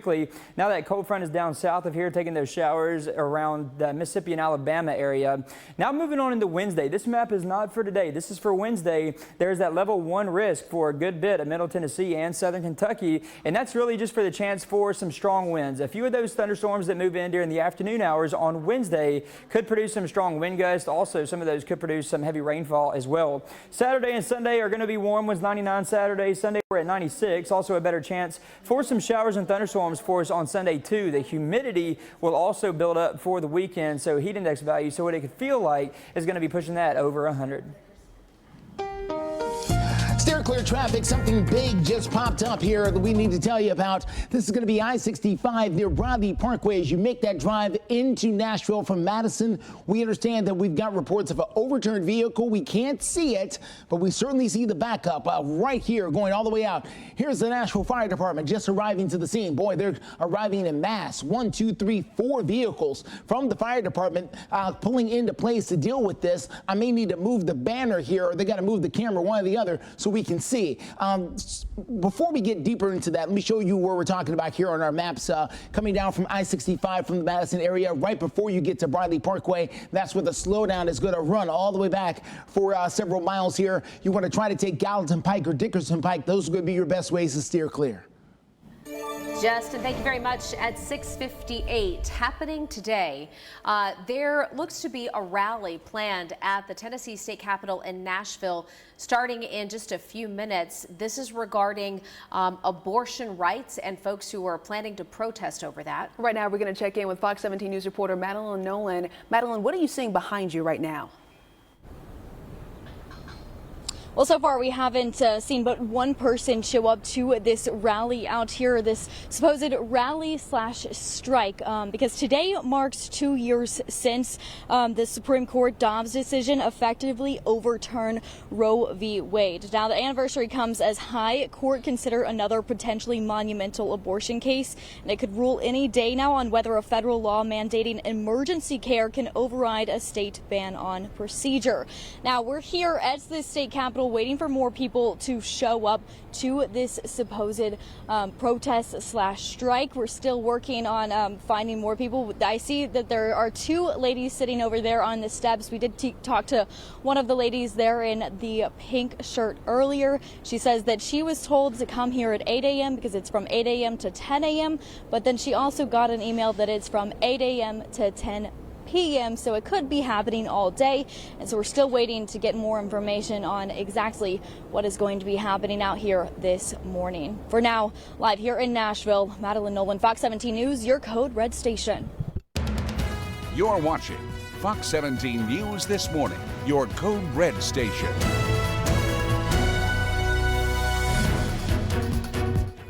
Coming up in our 8 o'clock hour right here on Fox 17, we're live in Franklin talking about some new life-saving devices that are in the cruisers with the police department. Today's going to be a pretty warm one for us, but tomorrow's going to be even hotter, and then by Wednesday we look at a better chance for some storms. I'll let you know when it arrives on Wednesday coming up. Large scene in Madison, I-65 and Bradley Parkway. We've got several crews dealing with an overturned vehicle in that area. We're going to give you the very latest details coming up in just a few.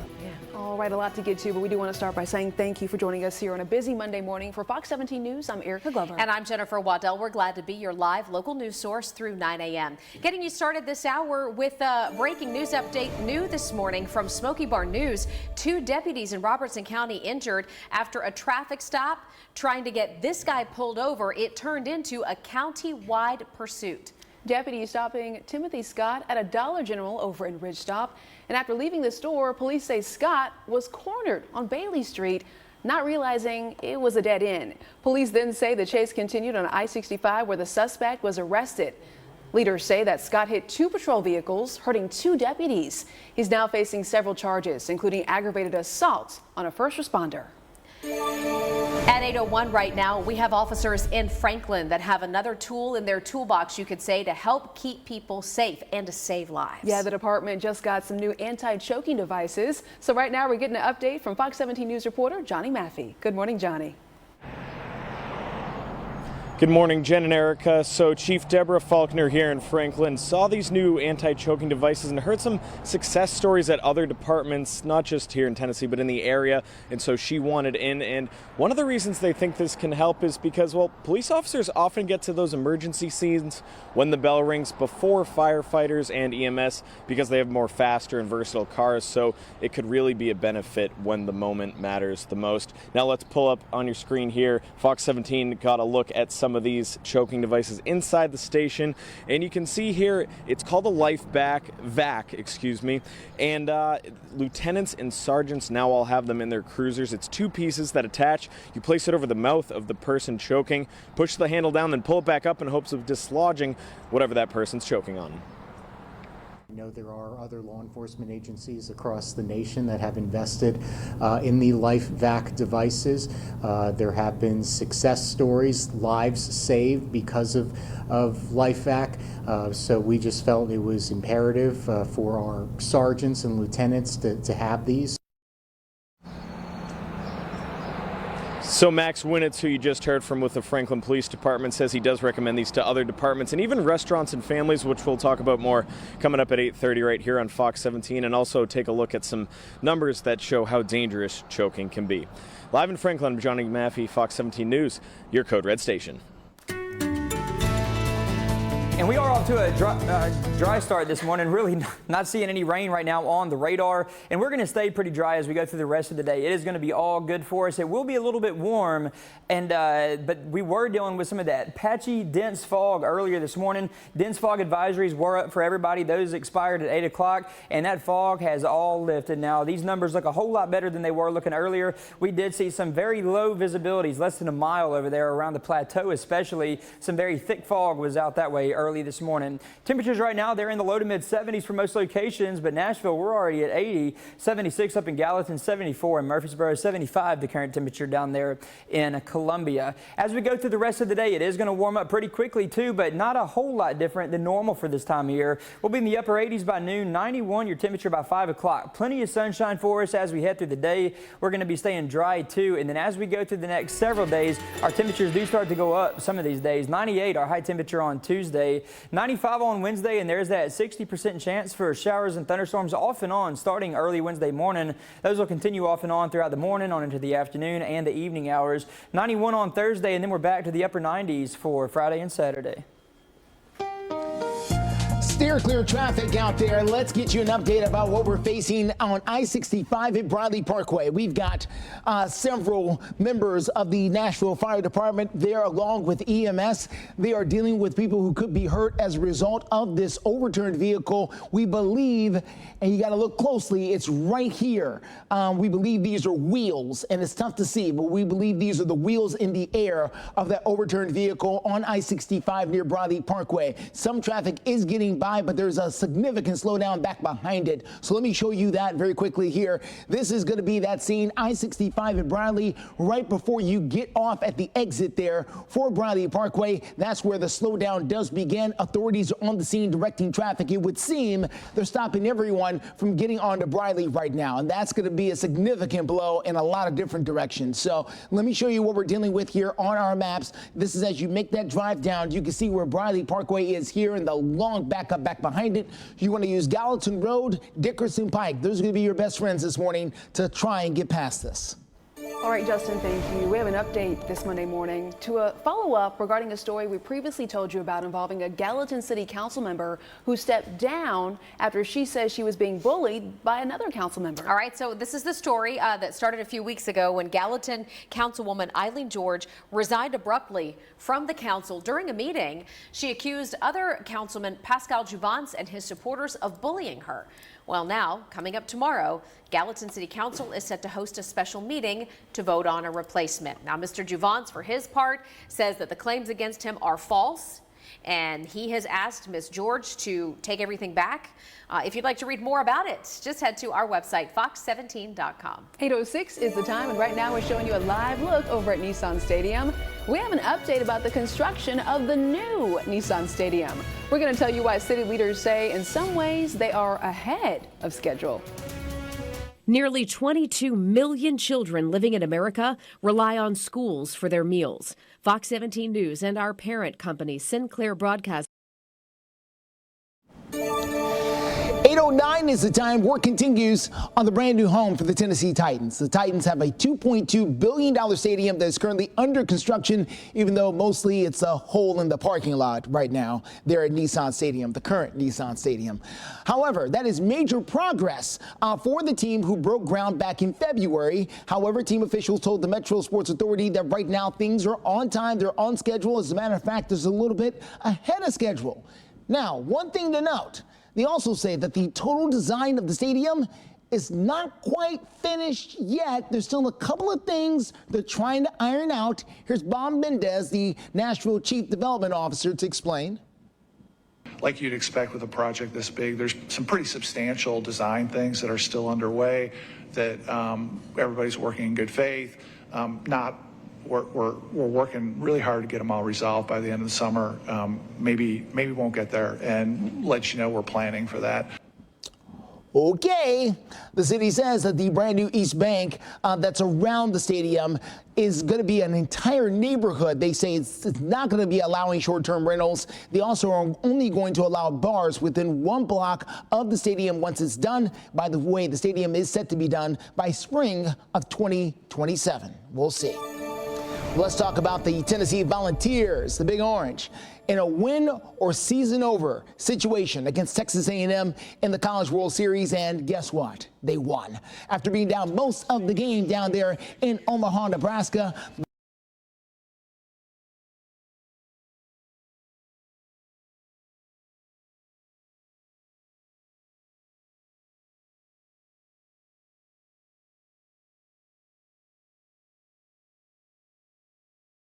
A&M's roundup. Here we go. They'll strike out. And we're just getting started there, and the Apples able to settle down defensively. Then, boom, the ball